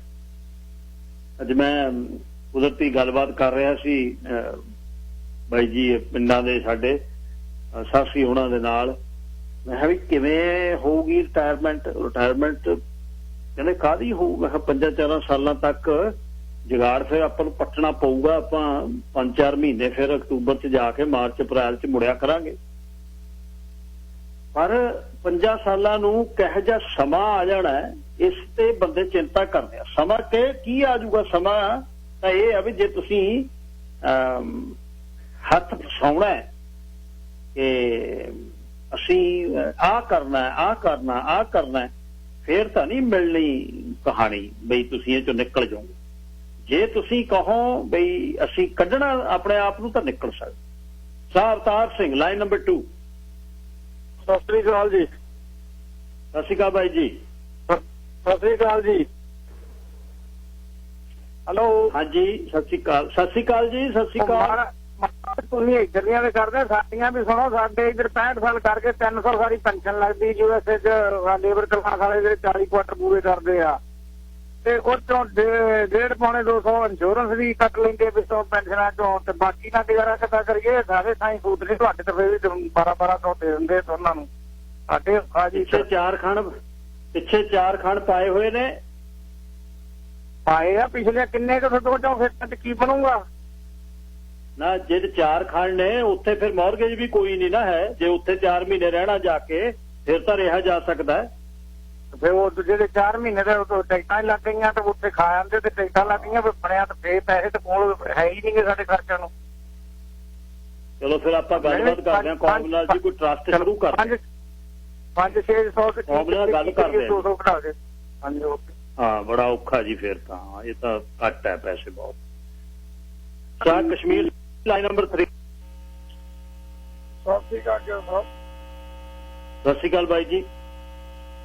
ਜੇ ਆਪਾਂ ਨਾ ਇੰਡੀਆ ਦੀ ਗੱਲ ਕਰਦੇ, ਤੁਸੀਂ ਵੀ ਗੱਲ ਕਰਦੇ ਆ, ਚਲੋ ਮੈਂ ਤਾਂ ਤੁਸੀਂ ਮੇਰੀਆਂ ਗੱਲਾਂ ਦੇਖੋ, ਮੇਰਾ ਲਗਾਈ ਹਰ ਵੇਲੇ ਉੱਥੇ ਰਹਿੰਦਾ ਜਿੱਦਾਂ ਘੁਮਾ ਰਹਿੰਦਾ ਇੱਥੇ। ਮੈਂ ਜੋ ਮਰਜ਼ੀ ਸਾਨੂੰ ਤੇ ਬਾਸ਼ਟਰ ਨੇ ਬਹੁਤ ਰੋਟੀ ਪਾਣੀ ਵਧੀਆ ਫਸਾ ਜੋ ਕੀਤਾ ਹੈ, ਪਰ ਪਤਾ ਨਹੀਂ ਕੀ ਗੱਲ ਅੰਗੇਰ ਸਾਹਿਬ ਜਿੱਦਾਂ ਕਹਿੰਦੇ ਹੁੰਦੇ ਨਾ, ਮੇਰਾ ਰਾਤ ਨੂੰ ਜਿਹੜੇ ਜਾਣਾ ਤੇ ਜਿੰਨਾ ਚਿਰ ਉਹਦੇ ਗੱਲ ਨਹੀਂ ਕਰਨੀ ਕਿਸੇ ਨਾਲ ਦੋ ਚਾਹਣਾ ਉਹ ਤਾਂ ਤੁਸੀਂ ਮੈਨੂੰ ਜਾ ਦੇਖੋ। ਮੈਂ ਕੁਦਰਤੀ ਨਾ ਪਸ਼ੂ ਰੱਖੇ ਵਾਸਤੇ ਇਹ ਸਭ ਇੱਧਰੋਂ ਨਾ ਮੈਂ ਫਿਰੋਜ਼ਪੁਰ ਜ਼ਿਲ੍ਹੇ ਚੋਂ ਝੋਟੇ ਦੇ ਕੱਟੀਆਂ ਬੱਕਰੀਆਂ ਲਿਆ ਕੇ ਰੱਖੀਆਂ ਜੀ, ਤੇ ਕੁਦਰਤੀ ਮੇਰੇ ਘਰੇ ਦੇਖਣ ਗਏ ਤਾਂ ਮੈਨੂੰ ਫੇਰ ਪਿੱਛੇ ਨਾ ਉਹ ਲਾਪੇ ਪੜਦਾ ਉੱਤੇ ਤਾਂ ਮੈਂ ਕਹਾਂ ਭਰਾਵਾ ਮੇਰੇ ਉੱਤੇ ਦੱਸੋ ਨਾ, ਮੇਰੇ ਚੋਰੀ ਨਾ ਕਰਾ ਦਿਆ। ਤੁਸੀਂ ਬਹਿ ਕੇ ਲਾਪੇ ਕਹਿੰਦੇ ਆ ਝੋਟੇ ਇੰਨੇ ਦੇ ਕੱਟੀਆਂ ਆ ਤਾਂ ਤੁਸੀਂ ਚੋਰੀ ਨਾ ਕਰਾ ਦਿਆ। ਤੁਸੀਂ ਇਹਨਾਂ ਨੂੰ ਫੇਸਬੁੱਕ ਤੇ ਕਿਸੇ ਨੇ ਗੱਲ ਨਹੀਂ ਕਰਨੀ। ਤੁਸੀਂ ਬਾਕੀ ਜੇ ਮੈਂ ਹਰ ਇੱਕ ਚੀਜ਼ ਸਹੂਲਤ ਜਿਹੜੀ ਆ ਜੀ, ਮੈਂ 5 ਸਾਲ ਜਾਂ 10 ਸਾਲ ਰੱਬ ਨੇ ਜੇ ਕੀਤਾ, ਮੈਂ ਤਾਂ ਆਪਣੀ ਸਭ ਕੁਝ ਬਣਾਇਆ ਵੀ ਜਦੋਂ ਨਿਆਣੇ ਸੈੱਟ ਹੋ ਗਏ ਚਲੋ ਆਪਣੇ ਚੋਪਾ ਚਾਪਾ ਤੇ ਲੱਗੇ ਆਰਾਮ ਨਾਲ ਜਾ ਕੇ ਉੱਥੇ ਜਿਹੜੇ ਜੇ ਹੋਈ ਜਾਂਦੇ ਕੱਟਾਂਗੇ। ਇਹਦੇ ਕਰਕੇ ਕਹਿੰਦਾ ਜਿਹੜਾ ਬੰਦਾ ਆਪਣੇ ਜੀਂਦੇ ਜਿਹਦਾ ਜ਼ਮੀਨ ਵੇਚ ਦਿੰਦਾ ਨਾ, ਉਹ ਬੰਦਾ ਆਪਣੇ ਆਪ ਆਪਣੀ ਮੌਤ ਕਰ ਲੈਂਦਾ। ਇਹਦੇ ਕਰਕੇ ਉਹ ਜ਼ਮੀਨ ਜਿਹੜੀ ਆ, ਮੈਂ ਆਪਣੇ ਮੁੰਡੇ ਨੂੰ ਵੀ ਇਹ ਗੱਲ ਕਹਿਣਾ ਵੀ ਕਾਕਾ ਜਿਹੜੀ ਜ਼ਮੀਨ ਆ ਇਹਨੂੰ ਵੇਚੀ ਨਾ, ਇਹਨੂੰ ਗਾਂ ਤੁਹਾਡੇ ਕੋਲ ਕਿਹੜੇ ਪੈਸੇ ਨਹੀਂ, ਰੱਬ ਨੇ ਸਾਰਾ ਕੁਝ ਇਹਨਾਂ ਨੂੰ ਕੋਈ ਸਟੇਡੀਅਮ ਜਾਂ ਕੋਈ ਚੰਗੀ ਚੀਜ਼ਾਂ ਬਣਾ ਕੇ ਜਿੰਨੀ ਮਰਜ਼ੀ ਜ਼ਮੀਨ ਹੈ ਇਹਨਾਂ ਨੂੰ ਏਦਾਂ ਦੇ ਦਿਓ ਜੇ ਲੋਕ ਤੁਹਾਨੂੰ ਯਾਦ ਕਰਨ ਜ਼ਿੰਦਗੀ ਦੇ ਵਿੱਚ ਮੇਰੇ ਤੋਂ ਬਾਅਦ ਚ ਵੀ, ਪਰ ਤੁਸੀਂ ਇਹਨੂੰ ਵੇਚਿਓ ਨਾ। ਹੁਣ ਮੈਂ ਤੁਸੀਂ ਬਿਲੀਵ ਕਰਿਓ ਪਸ਼ੂਆਂ ਦੀਆਂ ਗੱਡੀਆਂ ਨਹੀਂ ਹੁੰਦੀਆਂ, ਤੁਹਾਡੇ ਨਾਲ ਮੈਂ ਫੋਟੋ ਹੀ ਪਾ ਦੂੰਗਾ। ਮੈਂ ਕੱਲ ਕਿ ਪਰਸੋਂ ਮੇਸਤੀ ਸੱਦਿਆ ਉਹ ਗੱਡੀ ਬਣਾਉਣ ਨੂੰ, ਮੈਂ ਕਿਹਾ ਵੀ 2 ਪਸ਼ੂ ਜੋੜ ਕੇ ਪੁਰਾਣੇ ਵਾਂਗੂ ਖੇਤਾਂ ਨੂੰ ਬੰਦੇ ਜਾਇਆ ਕਰਨਗੇ, ਨਾਲੇ ਉਹ 2 ਭਰੀਏ ਪੱਠੇ ਦੇ ਰੱਖ ਕੇ ਲਿਆ ਕਰਨਗੇ। ਹਾਲਾਂਕਿ ਮੈਂ ਟਰਾਲੀਆਂ ਟਰੈਕਟਰ ਸਾਰੇ ਮੇਰੇ ਕੋਲ ਜਿਹੜਾ ਕਹਿੰਦੇ ਬਣਾਇਓ ਸਾਰੇ ਸੰਦ ਬਹੁਤ ਵਧੀਆ। ਮੈਂ ਕਹਾਂ ਘੱਟੋ ਘੱਟ ਇੱਥੇ ਕਰੋੜ ਤੋਂ ਉੱਪਰ ਦਾ ਸਮਾਨ ਬਣਾਇਆ ਤੇ ਟਰੈਕਟਰ ਵੀ ਵੱਡੇ ਸਭ ਵਧੀਆ। ਇਹਦੇ ਕਰਕੇ ਮੈਂ ਉਹ ਗੱਡੀ ਮੁੜ ਕੇ ਫਿਰ ਪਹਿਲੇ ਸਮੇਂ ਵਾਂਗੂ ਜੋੜ ਕੇ ਜਾਣਾ, 2 ਭਰੀਆਂ ਪੱਠੇ ਨਾਲੇ ਉਹਨੂੰ ਵੱਜੇ ਰਿਆ ਕਰਨਗੇ, ਨਾਲੇ ਫੇਰ ਦੋ। ਏਦਾਂ ਕਰਕੇ ਮੇਰਾ ਮਨ ਜਿਹੜਾ ਹੈ ਜਦੋਂ ਜਾਣਾ ਚਲੇ ਇੰਡੀਆ ਜਾਣਾ, ਜਿਹੜੇ ਕਿ ਰਾਤ ਨੂੰ ਜਾਣਾ ਹੈ। ਓਕੇ ਜੀ, ਧੰਨਵਾਦ ਜੀ। ਧੰਨਵਾਦ ਜੀ ਸ਼ਾਹ ਕਸ਼ਮੀਰ ਸਿੰਘ ਜੀ। ਇੰਦਾ ਜੀ ਤੁਸੀਂ ਲਾਈਨ ਨੰਬਰ ਤੁਹਾਡੀ ਵਾਰੀ। ਸਤਿ ਸ਼੍ਰੀ ਅਕਾਲ ਗਿਲ ਸਾਹਿਬ, ਤੁਸੀਂ ਬਹੁਤ ਵਧੀਆ ਵਿਸ਼ਾ ਲੈ ਕੇ ਆਏ। ਸੋ ਮੇਰਾ ਤਾਂ ਦੇਖੋ ਇਹ ਵਿਚਾਰ ਹੈ ਜੀ ਆਪਣੇ, ਜਿੱਦਾਂ ਹੁਣ ਤੁਸੀਂ ਜ਼ਿਕਰ ਕੀਤਾ ਸੀਗਾ ਵੀ ਇਨਸਾਨ ਦੀ ਜਿਹੜੀ ਪੂਰਤੀ ਹੈ ਨਾ, ਉਹ ਚਾਹੇ ਇੱਕ ਵਿਡੰਬਣਾ ਕਹਿ ਸਕਦੇ ਆ ਜੀ ਆਪਣੇ, ਉਹ ਜੀਂਦੇ ਜੀ ਜਿੰਨਾ ਚਿਰ ਹੈਗਾ ਉਹਨੂੰ ਕੋਈ ਨਾ ਕੋਈ ਲਾਲਸਾ ਲੱਗੀ ਰਹਿੰਦੀ ਆ ਵੀ ਮੈਂ ਵੀ ਜੇ ਆਪਾਂ ਦੇਖਿਆ ਜਾਵੇ ਆਪਾਂ ਪੰਜਾਬ ਤੋਂ ਆਏ ਆ, ਉੱਥੇ ਵੀ ਆਪਾਂ ਨੂੰ ਹੁੰਦਾ ਵੀ ਆਪਾਂ 4 ਸ਼ਹਿਰ ਬਣਾ ਲਈਏ ਆਪਾਂ ਵੀ ਆਪਣੇ ਬੱਚਿਆਂ ਦੇ ਕੰਮ ਹੋਣਗੇ। ਸੋ ਉਹੀ ਆਪਣੀ ਵਿਡੰਬਣਾ ਇੱਥੇ ਵੀ ਹੈਗੀ ਆ। ਸੋ ਆਪਾਂ ਨੂੰ ਇਹ ਦੇਖਣਾ ਚਾਹੀਦਾ ਵੀ ਦੇਖੋ ਗੋਰੇ ਕਿਹੜੇ ਹਿਸਾਬ ਨਾਲ ਰਹਿੰਦੇ ਆ, ਉਹ ਦੇਖੋ ਛੋਟੇ ਘਰਾਂ 'ਚ ਰਹਿੰਦੇ ਆ, ਇਸ ਕਰਕੇ ਉਹਨਾਂ ਦੀਆਂ ਜਿਹੜੀਆਂ ਆਪਣੇ ਜ਼ਰੂਰਤਾਂ ਹੈ ਵੀ ਉਨੀਆਂ ਕੁ। ਸੋ ਜੇ ਹੁਣ ਆਪਾਂ ਇਹ ਸੋਚਦੇ ਹਾਂ ਵੀ ਆਪਾਂ ਨੂੰ ਘਰ ਵੀ ਵੱਡਾ ਚਾਹੀਦਾ ਤੇ ਆਪਾਂ ਬੱਚਿਆਂ ਦੇ ਨਾਲ ਆਪਾਂ ਜੇ ਰਹਿੰਦੇ ਆ, ਸੋ ਘਰ ਦੇ ਵਿੱਚ 100 ਗੱਲਾਂ ਹੁੰਦੀਆਂ ਆਪਣੇ। ਦੇਖੋ ਲੇਡੀਜ਼ ਦੇ ਨਾਲ ਕਈ ਵਾਰੀ ਆਪਾਂ ਉਹਨਾਂ ਦੇ ਵਿੱਚ ਪ੍ਰੋਬਲਮ ਆਉਣ ਕਰਕੇ ਵੀ ਆਪਾਂ ਨੂੰ ਬੇਸਮੈਂਟ ਨੂੰ ਹੋ ਜਾਂਦੇ ਆ ਤੇ ਆਪਾਂ ਨੂੰ ਆਬਵੀਅਸਲੀ ਆਪਾਂ ਨੂੰ ਕੰਮ ਤਾਂ ਕਰਨਾ ਪੈਣਾ ਹੀ ਆ। ਪੈਨਸ਼ਨ ਵਿੱਚ ਵੱਧ ਤੋਂ ਵੱਧ ਜਿਹੜਾ ਬੰਦਾ ਕੰਮ ਵੀ ਕਰਦਾ 1200 ਤੋਂ 1500 ਡਾਲਰ ਉਹਨੂੰ ਆਉਂਦੀ, ਉਹਦੇ ਵਿੱਚ ਅੱਜ ਦੀ ਡੇਟ ਦੇ ਵਿੱਚ ਤਾਂ ਉਹ ਸਰਵਾਈਵ ਹੀ ਨਹੀਂ ਕਰ ਸਕਦਾ। ਸੋ ਮੇਰਾ ਤਾਂ ਇਹ ਸਾਰੇ ਰਲ ਮਿਲ ਕੇ ਇੱਕ ਸੰਯੁਕਤ ਪਰਿਵਾਰ ਦੇ ਵਿੱਚ ਰਹਿਣ। ਸੋ ਜਿਹੜੇ ਬੱਚਿਆਂ ਨੂੰ ਆਪਾਂ ਪੈਦਾ ਕੀਤਾ ਉਹਨਾਂ ਦਾ ਫਰਜ਼ ਹੈਗਾ ਕਿ ਆਪਾਂ ਆਪਦੇ ਪੇਰੈਂਟਸ ਦੀ ਹੈਲਪ ਕਰੀਏ। ਸੋ ਇਹ ਨੌਬਤ ਹੀ ਨਾ ਆਵੇ ਜੀ ਆਪਣੇ, ਕਿਉਂਕਿ ਆਪਣਾ ਕਿੰਨਾ ਇੱਕ ਸਦੀ ਦੇ ਵਿੱਚ ਜਾਂ ਤੁਸੀਂ ਕੈਨੇਡਾ ਦੇ ਵਿੱਚ ਦੇਖ ਲਓ ਸੰਯੁਕਤ ਪਰਿਵਾਰ ਹੈਗਾ। ਮੈਂ ਬਹੁਤ ਪਰਿਵਾਰਾਂ ਨੂੰ ਜਾਣਦਾ ਜਿਹੜੇ ਆਪਣੇ ਬਹੁਤ ਪਿਆਰ ਨਾਲ ਰਹਿੰਦੇ ਆ। ਸੋ ਜ਼ਿਆਦਾਤਰ ਪ੍ਰੋਬਲਮਾਂ ਇਹੀ ਆਉਂਦੀਆਂ ਹੈਗੀਆਂ ਕਿ ਆਪਾਂ ਇਹ ਸੋਚਦੇ ਰਹਿੰਦੇ ਹਾਂ ਕਿ ਅਸੀਂ ਇੱਕ ਤਾਂ ਆਪਣਾ ਹੋ ਸਕਦਾ ਵੀ ਇੰਡੀਆ ਤੋਂ ਹੋਣ ਕਰਕੇ ਆਪਾਂ ਹੁਕਮ ਵੀ ਚਲਾਈਏ ਘਰ ਦੇ ਵਿੱਚ ਤੇ ਸਾਡੇ ਬੱਚੇ ਵੀ ਸਾਡੇ ਬੱਸ ਵਿੱਚ ਰਹਿਣ ਜਾਂ ਸਾਡੀਆਂ ਨੌਵਾਂ ਵੀ ਰਹਿਣ। ਸੋ ਜੇ ਆਪਾਂ ਆਪਣੀਆਂ ਧੀਆਂ ਨੂੰ ਸੋਚਦੇ ਹਾਂ ਵੀ ਸਾਡੀਆਂ ਧੀਆਂ ਜਾ ਕੇ ਉੱਧਰ ਰਾਜ ਕਰਨ, ਸੋ ਆਪਾਂ ਨੂੰ ਆਪਣੀਆਂ ਨੌਵਾਂ ਨਾਲ ਵੀ ਆਪਾਂ ਨੂੰ ਉਹ ਵਿਵਹਾਰ ਕਰਨਾ ਚਾਹੀਦਾ। ਇਸੇ ਕਰਕੇ ਪ੍ਰੋਬਲਮਾਂ ਕ੍ਰੀਏਟ ਹੋ ਰਹੀਆਂ। ਤੁਸੀਂ ਇਹਦੇ ਉੱਤੇ ਵੀ ਇੱਕ ਦਿਨ ਪ੍ਰੋਗਰਾਮ ਲੈ ਕੇ ਆਏ ਵੀ ਆਪਣੇ ਪਰਿਵਾਰਾਂ ਦੇ ਵਿੱਚ ਜਿਹੜਾ ਇਹ ਹੈਗਾ ਇਹ ਪ੍ਰੋਬਲਮਾਂ ਬਹੁਤ ਆ ਰਹੀਆਂ ਹੈਗੀਆਂ। ਸੋ ਮੇਰਾ ਤਾਂ ਇਹ ਵਿਚਾਰ ਸੀਗਾ ਕਿ ਆਪਾਂ ਨੂੰ ਰਲ ਮਿਲ ਕੇ ਰਹਿਣਾ ਚਾਹੀਦਾ ਤੇ ਕਦੇ ਪ੍ਰੋਬਲਮ ਆਵੇ ਨਾ। ਮਿਹਰਬਾਨੀ। ਧੰਨਵਾਦ ਬਾਈ ਜੀ। ਸਟਾਰ ਮਹਿੰਦਰ ਸਿੰਘ। ਹਾਂਜੀ, ਵਾਹਿਗੁਰੂ ਜੀ ਕਾ ਖਾਲਸਾ ਵਾਹਿਗੁਰੂ ਜੀ ਕੀ ਫਤਿਹ। ਵਾਹਿਗੁਰੂ ਜੀ ਕਾ ਖਾਲਸਾ ਵਾਹਿਗੁਰੂ ਜੀ ਕੀ ਫਤਿਹ ਜੀ। ਸਾਨੀ ਗਿੱਲ ਸਾਹਿਬ, ਮੈਨੂੰ ਇਹ ਲੱਗਦਾ ਵੀ ਤੁਹਾਡਾ ਜਿਹੜਾ ਅੱਜ ਦਾ ਟੌਪਿਕ ਹੈ, ਜਿੰਨਾ ਕੁ ਮੈਂ ਸੁਣਿਆ ਇਹ ਲੱਗਦਾ ਹੈ ਵੀ ਰਿਟਾਇਰਮੈਂਟ ਤੋਂ ਬਾਅਦ ਜ਼ਿੰਦਗੀ ਕਿਵੇਂ ਗੁਜ਼ਾਰੀ ਜਾਵੇ। ਕੀ ਸਮੱਸਿਆ ਇਹੀ ਹੈ ਜਾਂ ਥੋੜਾ ਕੋਈ ਹੋਰ ਫਰਕ ਹੈ? ਨਹੀਂ ਜੀ, ਰਿਟਾਇਰਮੈਂਟ ਦੀ ਉਹ ਗੱਲ ਸੀ ਬਈ ਤੁਸੀਂ ਜ਼ਿੰਦਗੀ ਦੇ ਰਿਟਾਇਰਮੈਂਟ ਦੇ ਸਾਲ ਵਧੀਆ ਕਿਵੇਂ ਕੱਢ ਸਕਦੇ, ਇਹ ਗੱਲ ਕਰ ਰਿਹਾ ਸੀ। ਹਾਂਜੀ ਹਾਂਜੀ ਹਾਂਜੀ, ਉਹ ਮੈਂ ਤੁਹਾਨੂੰ ਦੱਸਦਾ ਵੀ ਦੇਖੋ, ਜਦੋਂ ਸਟੂਡੈਂਟ ਸੀ ਉਦੋਂ ਇਹਨਾਂ ਗੱਲਾਂ ਬਾਰੇ ਪਤਾ ਨਹੀਂ ਸੀ। ਜਦੋਂ ਸਰਵਿਸ ਦਾ ਨੇੜੇ ਜਿਹੇ ਆ ਗਏ 5-7 ਸਾਲ ਰਹਿ ਗਏ, ਉਦੋਂ ਥੋੜਾ ਜਿਹਾ ਧਿਆਨ ਦੇਣਾ ਸ਼ੁਰੂ ਕੀਤਾ ਤੇ ਮੈਂ ਹੈਰਾਨ ਹੋਇਆ। ਸਾਡੇ ਇੱਕ ਮੈਥ ਦੇ ਅਧਿਆਪਕ ਹੁੰਦੇ ਸੀ ਤੇ ਮੈਂ ਕਿਤੇ ਕੰਮ ਗਿਆ ਤੇ ਉਹ ਇੱਕ ਪ੍ਰਾਈਵੇਟ ਸਕੂਲ ਵਿੱਚ ਮੈਥ ਟੀਚਰ ਲੱਗੇ ਹੋਏ। ਮੈਂ ਹੈਰਾਨ ਹੋਇਆ। ਮੈਂ ਪੁੱਛਿਆ, ਪ੍ਰੋਫੈਸਰ ਸਾਹਿਬ ਤੁਸੀਂ ਕਿਵੇਂ? ਕਹਿੰਦੇ ਜੀ ਟਾਈਮ ਹੀ ਨਹੀਂ ਲੱਗਦਾ, ਵਿਹਲੇ ਘਰੇ ਕੀ ਕਰੀਏ। ਮੈਂ ਕਿਹਾ ਜੀ ਕੋਈ ਰੁਝੇਵਾਂ ਬਣਾਓ। ਉਹ ਸੋਚਾਂਗੇ, ਚਲੋ ਜੀ ਉਹ ਗੱਲ ਹੋਈ। ਉਸ ਤੋਂ ਬਾਅਦ ਇੱਕ ਅਜਿਹੇ ਬੰਦੇ ਨਾਲ ਮੇਰਾ ਇੱਕ ਦੋਸਤ ਸੀ, ਉਹਦੇ ਫਾਦਰ ਡੀਓ ਰਿਟਾਇਰ ਹੋਏ ਜੀ। ਬਿਲਕੁਲ ਉਹੀ ਗੱਲ ਉੱਧਰ ਦੇਖੀ, ਉਹ ਕਿਸੇ ਪ੍ਰਾਈਵੇਟ ਸਕੂਲ ਤੋਂ ਲੱਗੇ ਹੋਏ। ਮੈਂ ਫੇਰ ਹੈਰਾਨ ਹੋਇਆ। ਬਸ ਇਹ ਮਤਲਬ ਨਾ ਇੱਕ ਮਨ ਦੇ ਵਿੱਚ ਇੱਕ ਸੋਚ ਸ਼ੁਰੂ ਹੋ ਗਈ ਵੀ ਰਿਟਾਇਰਮੈਂਟ ਤੋਂ ਬਾਅਦ ਇਹ ਬੰਦੇ ਕਿਉਂ ਮਤਲਬ ਇੱਧਰ ਆ ਰਹੇ ਆ। ਜ਼ਿਆਦਾ ਗੱਲ ਇਹੀ ਆਵੇ ਜੀ, ਸਮਾਂ ਨਹੀਂ ਬੀਤਦਾ, ਰੁਝੇਵਾਂ ਨਹੀਂ। ਕੁਛ ਦੇਰ ਬਾਅਦ ਇੱਕ ਡੀਓ ਉਧਰ ਮਾਨਸਾ ਸਾਈਡ ਦੇ ਸੀ, ਜਿਹੜੀ ਲੱਭੀ ਹੈ ਉਹ ਇਹ ਹੈ ਕਿ ਰਿਟਾਇਰਮੈਂਟ ਜਿਹੜੀ ਲਾਈਫ ਹੈ ਉਹ ਤੁਹਾਡੇ ਤੇ ਡਿਪੈਂਡੈਂਟ ਹੈ। ਤੁਸੀਂ ਰੁਝੇਵਾਂ ਪੈਦਾ ਕਰੋ। ਹੁਣ ਆਪਣੇ ਖੇਤੀਬਾੜੀ ਜ਼ਿਮੀਂਦਾਰੀ ਦੇ ਵਿੱਚ ਤਾਂ ਆਪਣੇ ਕੋਲ ਰੁਝੇਵਾਂ ਹੈ। MS ਰੰਧਾਵਾ ਨੇ ਬਹੁਤ ਸ਼ਾਨਦਾਰ, ਉਹਨੂੰ ਮੈਂ ਇਸੇ ਕਰਕੇ ਹੀ ਪੰਜਾਬ ਦਾ, ਉਹਨੂੰ ਨਵੇਂ ਪੰਜਾਬ ਦਾ ਨਿਰਮਾਤਾ ਮੰਨਦੇ ਆ। ਉਹ ਕਹਿੰਦਾ ਵੀ ਰੁਝੇਵਾਂ ਪੈਦਾ ਕਰੋ, ਬੂਟੇ ਲਾਓ। ਤੁਸੀਂ ਆਪਦੇ ਟਿਊਬਵੈਲ ਤੇ ਹੈ, ਬਾਗ ਤੇ ਹੈ, ਬਗੀਚਾ ਲਾ ਲਓ, ਘਰੇ ਬਗੀਚਾ ਲਾ ਲਓ। ਤੁਸੀਂ ਹਰ ਵਕਤ ਜਦੋਂ ਤੁਹਾਡਾ ਵਿਹਲਾ ਸਮਾਂ ਆਊਗਾ ਉੱਧਰ ਜਾਓਗੇ। ਤੇ ਜਾਂ ਫਿਰ ਹੁਣ ਜਿਹੜੇ ਬੰਦੇ ਬਾਹਰ ਤੁਸੀਂ ਤੁਹਾਡਾ ਕਿਸੇ ਸਮਾਜਿਕ ਮਸਲਿਆਂ ਨਾਲ ਹੈ, ਤੁਸੀਂ ਉਹ ਸੰਪਰਕ ਆਪਦੇ ਪੈਦਾ ਰੱਖੋ ਤੇ ਉਹਦੇ ਨਾਲ ਇੱਕ ਤਾਂ ਤੁਸੀਂ ਆਪਣੇ ਘਰ ਵਿੱਚ ਐਡਜਸਟ ਕਰੋਗੇ। ਦੂਸਰਾ ਇਹਦੇ ਨਾਲ ਇਹ ਹੈ ਵੀ ਤੁਹਾਡਾ ਮਨ ਲੱਗਾ ਰਹੂ। ਕਿਤਾਬਾਂ ਸਾਡੇ ਸਭ ਤੋਂ ਵਧੀਆ ਦੋਸਤ ਹੈ, ਜਦੋਂ ਵਿਹਲਾ ਟਾਈਮ ਮਿਲਦਾ ਉਦੋਂ ਪੜ੍ਹ ਲਓ। ਧਰਮ ਵਾਲੇ ਪਾਸੇ ਜ਼ਿਆਦਾ ਧਿਆਨ ਦਿਓ, ਪੜ੍ਹਨ ਲੱਗ ਜਾਓ। ਯਾਨੀ ਉਹ ਲੋਕ ਰਿਟਾਇਰਮੈਂਟ ਲਾਈਫ ਦੇ ਵਿੱਚ ਬਾਅਦ ਇੱਥੇ ਉਹ ਲੋਕ ਹੁੰਦੇ ਆ ਜਿਨ੍ਹਾਂ ਦਾ ਕੋਈ ਰੁਝੇਵਾਂ ਨਹੀਂ, ਜਾਂ ਜਿਨ੍ਹਾਂ ਨੇ ਆਪਣੀ ਲਾਈਫ ਦੇ ਵਿੱਚ ਕੋਈ ਇਹੋ ਜਿਹੀਆਂ ਆਦਤਾਂ ਪੈਦਾ ਕਰ ਲਈਆਂ ਵੀ ਉਹ ਕਿਤੇ ਕੰਸੈਂਟਰੇਟ ਨਹੀਂ ਕਰ ਸਕਦੇ, ਉਹਨਾਂ ਦੀ ਮੈਂਟਲ ਸੈਟੀਸਫੈਕਸ਼ਨ ਨਹੀਂ ਹੁੰਦੀ। ਮੈਂ ਹੁਣ ਤੁਹਾਨੂੰ ਆਪਣੀ ਉਦਾਹਰਨ ਦਿੰਦਾ। ਮੈਂ ਰਿਟਾਇਰ ਹੋਣ ਤੋਂ ਬਾਅਦ ਮੇਰਾ ਜਿਹੜਾ ਆਪਣਾ ਵਲਿਆ ਹੋਇਆ ਘਰ ਹੈ, ਲਗਭਗ 1 ਕਿੱਲੇ ਦੇ ਕਰੀਬ ਹੈ, ਉੱਥੇ 40 ਤੋਂ ਵੱਧ ਕਿਸਮਾਂ ਦੇ ਫਲਦਾਰ ਬੂਟੇ ਆ। ਕੋਈ ਇਹੋ ਜਿਹੀ ਜਗ੍ਹਾ ਨਹੀਂ, ਮਤਲਬ ਸੀਜ਼ਨ ਨਹੀਂ ਜਦੋਂ ਮੇਰੇ ਉੱਥੇ ਬਗੀਚੇ ਦੇ ਵਿੱਚ ਕੋਈ ਫਲ ਨਾ ਹੋਵੇ। ਉਹੀ ਆਦਤ ਹੁਣ ਮੇਰੇ ਬੇਟੇ ਦੀ ਬਣ ਗਈ। ਉਹਨੇ ਜਦੋਂ ਯੂਨੀਵਰਸਿਟੀ ਤੋਂ ਆਇਆ ਉਹਨੇ ਉਨੇ ਦਿਨ ਉੱਥੇ ਗੁਜ਼ਾਰ ਰਿਹਾ। ਮੈਂ ਜਦੋਂ ਜਾਂਦਾ ਰਿਹਾ ਸਾਰਾ ਦਿਨ ਫੁੱਲਾਂ 'ਚ, ਬੂਟਿਆਂ 'ਚ, ਫਲਾਂ 'ਚ ਉੱਥੇ ਰਹਿਣਾ। ਇੱਥੇ ਮੇਰਾ ਬੱਚਿਆਂ ਨਾਲ ਦੋਹਤੀ ਆ ਕੇ ਸਕੂਲੋਂ ਜਾ ਕੇ ਲੈ ਆਉਣਾ। ਹੁਣ ਦੋਹਤਾ ਐਤਕੀ 10ਵੀਂ 'ਚ ਹੋ ਜਾਣਾ, 9ਵੀਂ 'ਚ, ਦੋਹਤੀ 4ਥੀ 'ਚ ਹੈ। ਉਹਨਾਂ ਬੱਚਿਆਂ ਨੇ ਮੇਰੇ ਨਾਲ ਕੁਐਸਚਨਿੰਗ ਕਰੀ ਜਾਣੀ ਆਪਦੇ ਸਿਲੇਬਸ ਬਾਰੇ, ਜਾਂ ਜੇ ਬਾਹਰ ਕੋਈ ਚੀਜ਼ ਦਿਸ ਗਈ। ਅੱਛਾ, ਜੇ ਅਸੀਂ ਹੁਣ ਉਹਨਾਂ ਬੱਚਿਆਂ ਨਾਲ ਉਹਨਾਂ ਵਰਗੇ ਹੋ ਕੇ ਜਿੰਨਾ ਕੋਈ ਸਾਡੇ ਕੋਲ ਹੈ ਉਹਨਾਂ ਨੂੰ ਉਸ ਢੰਗ ਨਾਲ ਦੱਸ ਨਹੀਂ ਸਕਦੇ ਤਾਂ ਅਸੀਂ, ਸਾਡੀ ਜ਼ਿੰਦਗੀ ਕੀ ਹੈ। ਯਾਨੀ ਅਸੀਂ, ਮੇਰਾ ਮਤਲਬ ਮੁੱਕਦੀ ਗੱਲ ਇਹ ਹੈ ਕਿ ਜੇ ਰਿਟਾਇਰਮੈਂਟ ਤੁਹਾਡੀ ਇੰਜੋਏ ਕਰਨੀ ਹੈ, ਉਹਨੂੰ ਮੰਨਣਾ ਹੈ। ਜ਼ਿੰਦਗੀ ਨੂੰ ਅਸਲ ਵਿੱਚ ਗੱਲ ਇਹ ਹੈ ਕਿ ਜ਼ਿੰਦਗੀ ਨੂੰ ਮੰਨਣ ਦੀ ਗੱਲ ਹੈ, ਤੇ ਮੰਨਾਂਗੇ ਅਸੀਂ ਤਾਂ ਜੇ ਸਾਡਾ ਸੰਪਰਕ, ਅਸੀਂ ਕੋਆਰਡੀਨੇਸ਼ਨ ਪੈਦਾ ਕਰਾਂਗੇ, ਸਹਿਯੋਗ ਨਾਲ ਰਹਾਂਗੇ। ਤੇ ਜੇ ਅਸੀਂ ਲੜੀ ਜਾਣਾ ਹਰੇਕ ਗੱਲ ਤੇ ਕੰਟਰਡਿਕਸ਼ਨ ਤਾਂ ਲਾਈਫ ਦੇ ਵਿੱਚ ਮੈਕਸੀਮਮ ਹੈ, ਉਹਨੂੰ ਐਡਜਸਟ ਕਰਨਾ ਤੇ ਆਪਣਾ ਰੁਝੇਵਾਂ ਪੈਦਾ ਕਰਨਾ ਤੇ ਲਿਟਰੇਚਰ ਨੂੰ, ਕਿਤਾਬਾਂ ਨੂੰ ਯਾਰ ਬਣਾਉਣਾ। ਮੈਂ ਤੁਹਾਡੇ ਨਾਲ ਰੇਡੀਓ ਤੇ ਗੱਲ ਕਰ ਲੈਣਾ, ਮੈਨੂੰ ਐ ਲੱਗਦਾ ਵੀ ਮੇਰਾ ਅੱਧਾ ਦਿਨ ਇਸੇ ਨਾਲ ਹੀ ਲੰਘ ਗਿਆ। ਤੁਹਾਡੇ ਨਾਲ ਸੰਪਰਕ ਹੋ ਗਿਆ, ਕਿਸੇ ਟੀਵੀ ਦਾ ਸੰਪਰਕ ਹੋ ਗਿਆ। ਬਾਹਰ ਦੇ ਕਿਤੇ ਪਾਰਕ ਤੇ ਜਾਂਦੇ ਆ, ਉੱਥੇ ਕਿਸੇ ਵੀ ਉਮਰ ਦਾ ਕੋਈ ਆਪਦੀ ਉਮਰ ਦੇ ਮਿਲ ਗਏ। ਕਈ ਵਾਰੀ ਇੱਕ ਦਿਨ 95 ਸਾਲ ਦੇ ਬਜ਼ੁਰਗ ਮਿਲ ਗਏ, ਉਹ ਗੱਲਾਂ ਕਰਨ ਲੱਗ ਗਏ ਪੁਰਾਣੀਆਂ। ਉਹਨਾਂ ਦੀ ਗੱਲ ਸੁਣੋ ਪਹਿਲਾਂ। ਮਤਲਬ ਇੱਕ ਜਿਹੜੀ ਸਾਡੇ ਵੱਡਿਆਂ ਨੇ, ਪ੍ਰੋਫੈਸਰ ਨੇ ਜਾਂ ਸਾਤੋਂ ਵੱਡਿਆਂ ਨੇ ਸਿਖਾਈ ਕਿ ਤੁਸੀਂ ਪਹਿਲਾਂ ਸੁਣਨਾ ਸਿੱਖੋ, ਲਿਸਨ ਟੂ ਦੀ ਅਦਰ। ਉਸ ਤੋਂ ਬਾਅਦ ਉਹਨੂੰ ਸੁਣ ਕੇ ਫਿਰ ਅਸੀਂ ਉਹਨੂੰ ਜਦੋਂ ਜਵਾਬ ਦੇਵਾਂਗੇ, ਉਹਦੇ ਨਾਲ ਇੰਟਰੈਕਸ਼ਨ ਕਰਾਂਗੇ, ਤੁਹਾਨੂੰ ਪਤਾ ਲੱਗ ਜਾਊਗਾ ਵੀ ਉਹ ਬੰਦੇ ਦਾ ਸੁਭਾਅ ਕੀ ਹੈ, ਕਿਹੋ ਜਿਹੀ ਗੱਲ ਚਾਹੁੰਦਾ।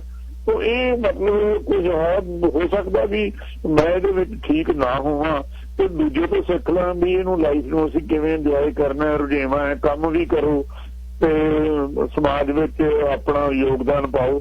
ਮੈਂ ਤਾਂ ਇਹਦੇ ਇਹੋ ਸਮਝਿਆ।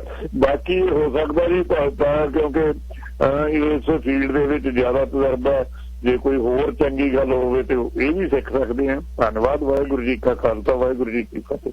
ਵਾਹਿਗੁਰੂ ਜੀ ਖਾਲਸਾ, ਵਾਹਿਗੁਰੂ ਜੀ ਕੀ ਫਤਿਹ। ਇੱਕ ਜਿਹੜੀ ਹੁਣ ਇਹਨਾਂ ਨੇ ਅਖੀਰਲੀ ਗੱਲ ਮੈਂ ਇਹੀ ਕਹਿਣੀ ਚਾਹੁੰਦਾ, ਸਰਦਾਰ ਸਾਹਿਬ ਕਹਿ ਗਏ ਨੇ ਸਾਹਿਬ, ਤੁਹਾਨੂੰ ਜਦ ਤੁਸੀਂ ਉਮਰ ਦੀ ਰਿਟਾਇਰਮੈਂਟ ਦੇ ਨੇੜੇ, ਸੇਵਾ ਮੁਕਤੀ ਦੇ ਨੇੜੇ ਹੁੰਦੇ ਹੋ ਨਾ, ਉਸ ਸਮੇਂ ਤੁਹਾਨੂੰ ਕੁਛ ਆਪਣੀਆਂ ਆਦਤਾਂ ਦੀ ਬਦਲਾਅ ਦੀ ਜ਼ਰੂਰਤ ਹੈ, ਬਹੁਤ ਬਹੁਤ ਜ਼ਿਆਦਾ। ਘਰ ਦੇ ਵਿੱਚ, ਇੱਕ ਹਾਊਸ ਹੋਲਡ ਦੇ ਵਿੱਚ ਜਿੱਥੇ ਮੁਸ਼ਕਲ ਪੈਂਦੀ ਹੈ ਬਜ਼ੁਰਗਾਂ ਦੀ ਤੇ ਹੋਣ ਵਾਲੀ ਪੀੜ੍ਹੀ ਦਾ ਰੌਲਾ ਪੈਂਦਾ, ਉਹ ਇਹ ਹੈ ਕਿ ਜਦ ਤੁਸੀਂ ਇੰਟਰਵੀਨ ਕਰਦੇ ਹੋ ਬਿਨਾਂ ਮਤਲਬ ਤੋਂ, ਜਦ ਤੁਸੀਂ ਹਰ ਇੱਕ ਚੀਜ਼ ਦੇ ਵਿੱਚ ਬੋਲਦੇ ਹੋ, ਉਹਦਾ ਨਹੀਂ ਫਾਇਦਾ ਹੈ ਤੁਹਾਨੂੰ। ਸਗੋਂ ਇਹ ਤਾਂ ਬਲੈਸਿੰਗਸ ਨੇ ਵੀ ਤੁਹਾਨੂੰ ਉਹ ਸਮੇਂ ਦੇ ਵਿੱਚੋਂ ਤੁਸੀਂ ਹੁਣ ਤੁਹਾਨੂੰ ਲੋੜ ਨਹੀਂ ਖਲਜਗਣ ਚ ਪੈਣ। ਤੁਸੀਂ ਆਪਣਾ ਐਕਟਿਵ ਰਹੋ, ਤੁਰੋ ਫਿਰੋ, ਵਧੀਆ ਖਾਓ, ਆਪਣਾ ਖਿਆਲ ਰੱਖੋ, ਕੋਈ ਐਕਸਰਸਾਈਜ਼ ਕਰ ਲਓ, ਮੈਡੀਟੇਸ਼ਨ ਕਰ ਲਓ, ਸਾਹ ਦੀ ਕਿਰਿਆ ਕੋਈ ਕਰ ਲਓ, ਤੇ ਡਰਾਈਵ ਕਰ ਸਕਦੇ ਹੋ, ਗੁਰਦੁਆਰਾ ਸਾਹਿਬ ਚਲੇ ਜਾਓ, ਪਾਰਕਾਂ ਚਲੇ ਜਾਓ, ਜਿੱਧਰ ਵੀ। ਪੰਜਾਬ ਦੀ ਜਗ੍ਹਾ ਪਿੱਛੋਂ ਨਾ ਜਿੰਦਾ ਲਾਓ, ਉਹ ਬਹੁਤ ਜ਼ਰੂਰੀ ਹੈ।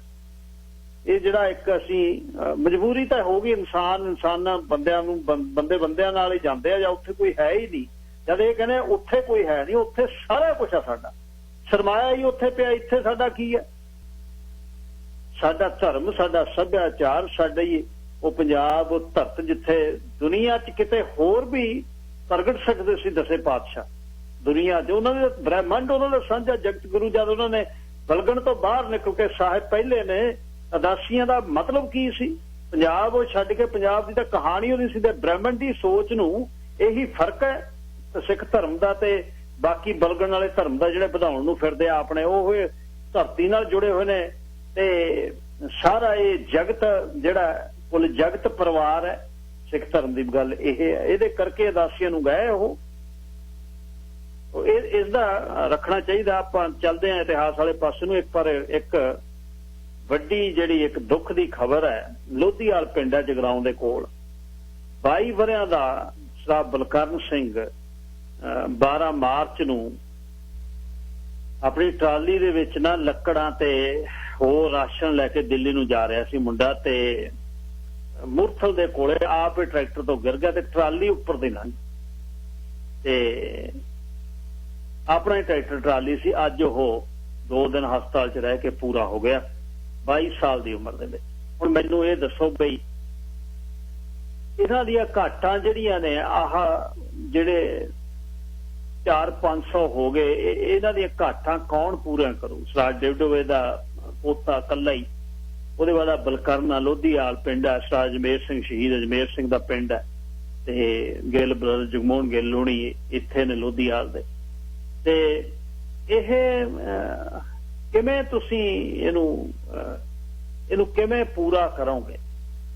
ਆਹ ਘਾਟਾਂ ਜਿਹੜੀਆਂ 22 ਵਰਿਆਂ ਦੇ, 20 ਵਰਿਆਂ ਦੇ, ਤੇ ਹਲੇ ਵੀ ਮਜ਼ਾਕ, ਹਲੇ ਵੀ ਸੈਂਟਰ ਵੇਖਦੇ ਆ ਟੋ ਕੇ। ਉਹਨਾਂ ਨੂੰ ਮਰਿਆ ਤੱਕ ਕੀ ਹੈ? ਉਹ ਕਹਿੰਦੇ ਤਾਂ ਲੱਖਾਂ 'ਚ ਮਰੇ ਹੋਏ ਨੇ, ਇਹਨਾਂ ਦੀ ਸਾਨੂੰ ਗਿਣਤੀ ਕੀ ਹੈ? 20-22 ਵਰੇ ਵਾਲੇ ਕਿਤੇ 78 ਤੋਂ ਲੈ ਕੇ 47 ਤੋਂ ਹੀ ਲਾ ਲਓ, 10 ਲੱਖ ਤਾਂ ਉਹਦੇ 'ਚ ਹੀ ਗਿਆ ਜਦ ਸਰਕਾਰਾਂ ਦੇਸ਼ ਆਪਣੇ ਆਪਣੇ ਬਣਾਉਣ ਲੱਗੇ। ਬਲਕਰਨ ਸਿੰਘ ਸੰਧੂ ਪਿੰਡ ਲੋਧੀਵਾਲ ਉਹ ਇਸ ਮੋਰਚੇ ਦਾ ਅਗਲਾ ਸ਼ਹੀਦ ਹੈ ਤੇ 22 ਵਰਿਆਂ ਦੀ ਉਮਰ। ਘਰ ਖਾਲੀ ਹੋ ਗਿਆ, ਕੀ ਬਣੂਗਾ ਮਾਪਿਆਂ ਦਾ, ਕੀ ਬਣੂਗਾ ਅੱਗੇ ਟੱਬਰ ਦਾ। ਵਪਾਰਕ ਸੰਦੇਸ਼ ਮੁੜ ਕੇ ਨਵਾਂ ਗੀਤ ਸੱਜਣ ਅਦੀਬ ਦਾ ਸੁਣਾਉਣਾ ਤੇ ਫੇਰ ਆ ਕੇ ਇਸ ਕੜੀ ਨੂੰ ਅੱਗੇ ਤੋੜਦੇ ਆ, ਇਤਿਹਾਸ ਨੂੰ, ਸਾਡਾ ਇਤਿਹਾਸ। ਤੇ ਪਰ ਨਗਰ ਕੀਰਤਨ ਫੇਰ ਇਸ ਵਾਰ ਦਾ ਕੈਂਸਲ ਕਰਤਾ। ਇਹ ਗੱਲ ਮਾੜੀ ਹੋ ਗਈ ਬਹੁਤ। ਫੇਰ ਨਗਰ ਕੀਰਤਨ ਦੂਜੇ ਵਰੇ 'ਚ ਕੈਂਸਲ ਹੋ ਗਿਆ ਤੇ ਚਲੋ ਹੁਣ ਫਿਰ 2021 ਦੀ ਆਸ ਰੱਖ ਕੇ ਚੱਲ ਮਨਾ। 604 599 43 42 ਚਲੋ ਨਵੰਬਰ ਦੇ ਵਿੱਚ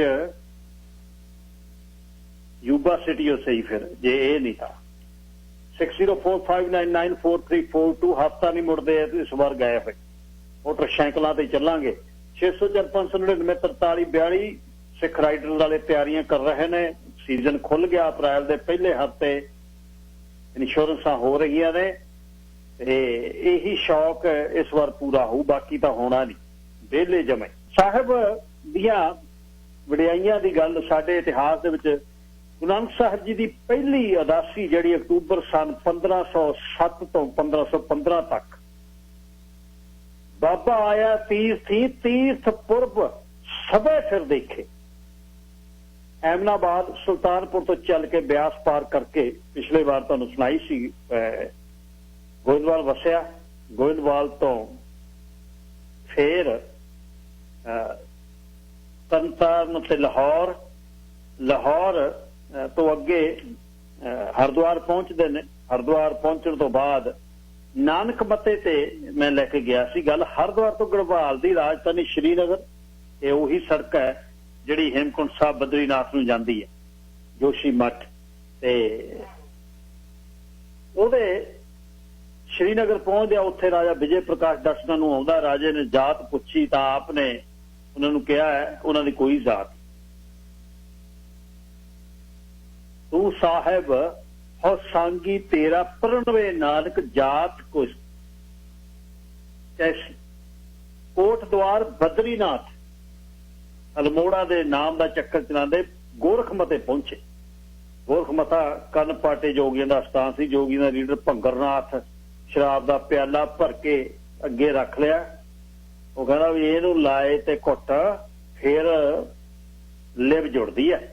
ਸਾਹਿਬ ਨੇ ਕਿਹਾ ਜੋ ਪੁਰਸ਼ ਨਸ਼ਾ ਕਰਕੇ ਲਿਵ ਜੋੜਦਾ ਹੈ ਤਾਂ ਨਸ਼ੇ ਨੂੰ ਸੁਗਲ ਸਮਝਦਾ ਹੈ, ਉਹ ਬਦੀ ਦੀ ਟ੍ਰੇਨਿੰਗ ਲੈਂਦਾ। ਇਹ ਨਹੀਂ ਗੱਲ ਹੋਣੀ। ਚਮਤਕਾਰ ਸਿੱਧਾ ਨੇ ਦਿਖਾਤੇ। ਇੱਕ ਨਾ ਚੱਲੀ ਆਪਣੀਆਂ ਗੋਦਨੀਆਂ ਮ੍ਰਿਗਸ਼ਾਲਾ ਕਰ ਮੰਡਲ ਤੇ ਆਸਣ ਇੱਕ ਹਨੇਰੀ ਅੱਗੇ ਉੜਦੇ ਦੇਖੇ ਤਾਂ ਪਾਤਸ਼ਾਹ ਦੇ ਚਰਨੀ ਪੈ ਗਏ। ਉਹ ਕਹਿੰਦਾ ਵੀ ਵੱਡਾ ਆ ਗਿਆ। ਇਉਂ ਠੰਡੇ ਹੋਏ ਜਿਵੇਂ ਚੋਰੀ ਪਕੜੀ ਜਾਏ ਤੇ ਕੋਈ ਠੰਡਾ ਹੁੰਦਾ। ਤੇ ਉਹਨਾਂ ਨੇ ਇਹ ਵੀ ਦੇਖਿਆ ਕਿ ਹਨੇਰੀ ਗੜੇ ਮੀਂਹ ਸਭਨਾਂ ਦੀਆਂ ਧੂਣੀਆਂ ਬੁਝ ਗਈਆਂ। ਸਾਹਿਬ ਨੇ ਉਹਨਾਂ ਨੂੰ ਕਿਹਾ ਵੀ ਧੂਣੀ ਜਿਹੜੀ ਜਗਮਗ ਜਗਮਗ ਜਿਹੜੀ ਹੈ ਉਹ ਦੇਖੀ ਤਾਂ ਉਹ ਕਹਿੰਦੇ ਵੀ ਤੇਰੀ ਗੁਰੂ ਨਾਨਕ ਪਾਤਸ਼ਾਹ ਵਾਲੀ ਜਿਹੜੀ ਹੈ ਉਹ ਧੂਣੀ ਉਸ ਤਰ੍ਹਾਂ ਹੀ ਜਿਹੜੀ ਜਗਮਗ ਕਰਦੀ ਹੈ। ਹਨੇਰੀ ਸਮੇਂ ਦੀ ਸਿਧਾਂਤ ਜਿਹੜੇ ਅਲੋਪ ਹੁੰਦੇ ਨੇ, ਗੁਰੂ ਨਾਨਕ ਸਾਹਿਬ ਜੀ ਦਾ ਜਿਹੜਾ ਸਿਧਾਂਤ ਪ੍ਰਚਲਿਤ ਰਹੂ ਨਾ। ਗੁਰੂ ਨਾਨਕ ਜੀ ਨੇ ਨੇਕ ਸਲਾਹ ਨੂੰ ਮੰਨਿਆ, ਉਹ ਪਵਿੱਤਰ ਨਾਂ ਜਿਹੜਾ ਨਾਨਕ ਮਤਾ ਹੀ ਪੈ ਗਿਆ, ਸਲਾਹ ਦੀ ਗੱਲ। ਇੱਥੋਂ ਫਿਰ ਬਰੇਲੀ, ਲਖਨਊ, ਕਾਨਪੁਰ ਹੁੰਦੇ ਇਲਾਹਾਬਾਦ ਪੁੱਛੇ, ਜਿਹਨੂੰ ਪ੍ਰਯਾਗ ਕਹਿੰਦੇ ਨੇ। ਤ੍ਰਿਵੇਣੀ ਨੂੰ ਕੁਦਰਤ ਦਾ ਇੱਕ ਦ੍ਰਿਸ਼ ਆਖਿਆ। ਚਿੱਤ ਤੇ ਬੁੱਧ ਨੂੰ ਇੱਕ ਥਾਂ ਕਰਨਾ ਹੀ ਅਸਲ ਤ੍ਰਿਵੇਣੀ ਦਾ ਠੀਕ ਇਸ਼ਨਾਨ ਕਿਹਾ। ਉੱਥੋਂ ਅਯੁੱਧਿਆ ਵੀ ਗਏ ਤੇ ਬਨਾਰਸ ਗਏ।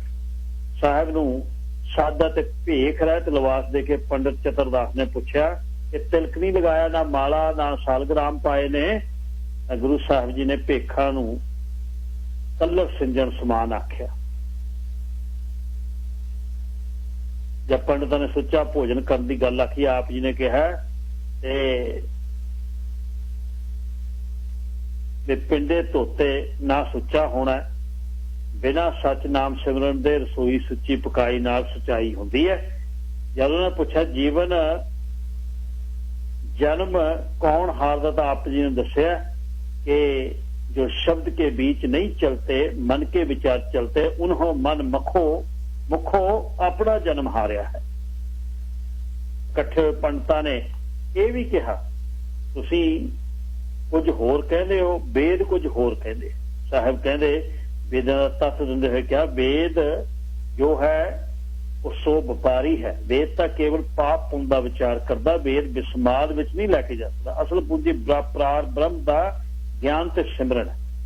ਗਿਆਨੀ ਗਿਆਨ ਸਿੰਘ ਜੀ ਵੀ ਲਿਖਦੇ ਨੇ ਵੀ ਬਨਾਰਸ ਸਾਹਿਬ ਜੀ 15 ਦਿਨ ਰਹੇ, ਉੱਥੇ ਬਨਾਰਸ ਹੀ ਮੜੇ ਮਸਾਨ ਨਾ ਜਾਈਦਾ ਉਪਦੇਸ਼ ਵੀ ਦਿੱਤਾ। ਸਰੀਰ ਕਟਵਾਉਣ ਨਾਲੋਂ ਜਿਉਂਦਿਆਂ ਹੀ ਸਰੀਰ ਰਹਿਤ ਹੋਣ ਦਾ ਵੱਲ ਦੱਸਿਆ।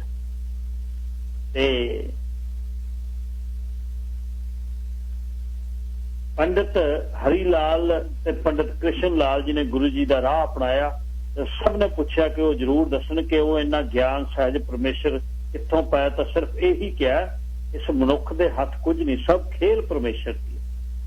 अपने उपदेश का तत्त दिंदे फरमाया कर्मा ते टेक ना रखो, ये जानो कि सब परमेश्वर का हुक्म होता है। सब कहते पए कि गुरु नानक की शोभा दर्शन की किछ बरनी नहीं जाती। भगत रविदास जी नूं मिले जो बनारस च रहण वाले सी, गुरु जी मिले, भगत जी जात पात दी निखेधी कर रहे सन। गुरु जी ने उन्हां दी बाणी लिखी जो हुण गुरु ग्रंथ साहिब दे विच दर्ज है। भगत कबीर जी दी मिलनी हुई बनारस दे लागे मगहर पिंड दे विच रहिंदे सी। ओह समाज दीआं कचज्जियां रवायतां विरुद्ध सख्त आवाज़ उठाउंदी ते बोलदे सी। सारे इलाके विच अपनी रची बाणी राही प्रवाह भी कर रहे सी। मगर जब पुछे पहुंचे गुरु साहब ते कबीर जी नाल गुरु नानक ने विचारां कीतियां, उन्हां दी उचारी हुई बाणी लिख लई ते ओह गुरु ग्रंथ साहिब विच दर्ज है। मगर पिंड तो गोरखपुर वल हुंदे हुए फिर बनारस आए। बनारस का राजा हरिनाथ भी रचना नूं आया। जब उसने संसार त्यागण की गल कही, साहिब ने कहा साडा राह संसार छड्डण वाला नहीं, ये राह तुरिया राज में परमेश्वर का पद पा सकता है। राज विच ही जंग जिहड़ा जोग मिल जाता है। परमेश्वर का सिमरन सेवा जान करो, नाम दान सील संजम दया भौ गरीबी धारण करे तो राज में मुक्ता हो। बनारस तो गया पहुंचते न साहिब, जिथे मनुख की मरण वेले दीवा बत्ती ना हो सके तो उसके संबंधी मौत उपरंत गया जाके दीवा बत्ती कराउंदे ने। उत्थे पाप जो दियां वट्टी ना करन करके कहा जाता है कि अतार लियाते वो पिंड भी भरे जाते हैं। गुरु जी ने आख्या कि उन्होंने किसी का पिंड भराउणा है तो दीवा बत्ती करने तक करवा लैण। उन्हें आख्या परमात्मा का नाम असल चानना है ते सुखां दा सुम है। बत्तियां दे नाल कख नहीं हुंदा। गया विच संगत दी महिमा दृढ़ाई संगत करके मोहरा भी हो जाता, संगत करके सूली सूल। गया तो बोध गया पहुंचे, मठ के महंत देवगिरी दे बाबे दे बचना विच शांति अनुभव की। बीज गुरु जी साहिब आ गए, उसका फल गुरु हरगोबिंद जी वेले दिता। देवगिरी तो तीजी पीढ़ी भगत गिरी महंत अपने 360 महंतां समेत गुरु घर का सेवक बनया, जो हुण भी उस देश में भगत भगवान दे सदाउंदे। उत्थों रजौली गए, भुल्लण शाह नूं नाम बख्शिया, अटकिया नूं गुरु जी अगे तोर रहे थे, उत्थे संगत की महिमा दड़ाई। फिर पटना साहब गए, गट में गया तो पटना आरंभ विच पाटली ग्राम ते कुसमपुर करके जाने जांदा सी। ये प्रसिद्ध ना पाटली पुत्र होया। पटना विखे मरदाने नूं एक हीरा दे के उहदा मुੱਲ पाउण लई भेजिया, जिथे हीरे गदावरी हीरे फिर जिहड़े सुੱਟਦੇ रहे गदावरी दे विच ते 10वें पातशाह ने किहड़े पटने दे विच फिर करतब दिखाए। पहले पातशाह भी उत्थे गए मुੱਲ पवाउण लई। जब उन्होंने भेजा लकड़हारे ने की मुੱਲ पाउणा सी, हलवाई ने चमकदा पत्थर जान के उस तो बट्टे कोई चीज खाण वाली लैण लई कहता। बजाजी वाले कुछ वध मुੱਲ पाया, सुनियारे ने कुछ रकम देने लई कहा, पर साल सराय जौहरी ने उन्होंने अमल आख के 5 रुपए दर्शन भेट दिते। ਗੁਰੂ ਨਾਨਕ ਜੀ ਦਾ ਭਾਵ ਸੀ ਜ਼ਿੰਦਗੀ ਵੀ ਇੱਕ ਹੀਰੇ ਦੇ ਧੋਲੇ ਹੀ ਹੈ। ਬਹੁਤੇ ਲੋਕ ਇਹਨੂੰ ਇਉਂ ਗਵਾ ਰਹੇ, ਲੱਕੜਹਾਰ ਵਾਂਗ ਪਾੜ ਪਾੜ ਕੇ ਲੱਕੜਾਂ ਸੁੱਟ ਰਹੇ ਨੇ। ਤੇ ਇਹ ਵੀ ਯਾਦ ਹੈ ਰਹੇ ਕਿ ਸਾਲਸਰਾ ਜੌਹਰੀ ਦੀ ਔਲਾਦ ਵਿੱਚੋਂ ਰਤਨ ਚੰਦ ਸੈਣੀ ਖੱਤਰੀ 10ਵੇਂ ਪਾਤਸ਼ਾਹ ਦਾ ਪਰਮ ਭਗਤ ਹੋਇਆ, ਜਿਸ ਦੇ ਘਰ 10ਵੇਂ ਪਾਤਸ਼ਾਹ ਹਮੇਸ਼ਾ ਜਾ ਕੇ ਖੇਡਦੇ ਸੀ, ਦੁੱਧ ਭਿੱਜੇ ਛੋਲੇ ਤਲੇ ਹੋਏ ਛਕਦੇ। ਉਸ ਦਾ ਨਾਮ ਦੀ ਮੈਣੀ ਸੰਗਤ ਹੁਣ ਤੱਕ ਕਾਇਮ ਹੈ। ਤੇ ਫੇਰ ਕਦੇ ਦਰਸ਼ਨ ਹੋਣਗੇ ਦੀ ਜਾਚਨਾ ਸਾਲਸਰਾਏ ਨੇ ਕੀਤੀ ਤਾਂ ਆਪ ਨੇ ਕਿਹਾ ਗੁਰਮੁਖ ਨੂੰ ਸਦਾ ਹੀ ਦਰਸ਼ਨ ਹਨ।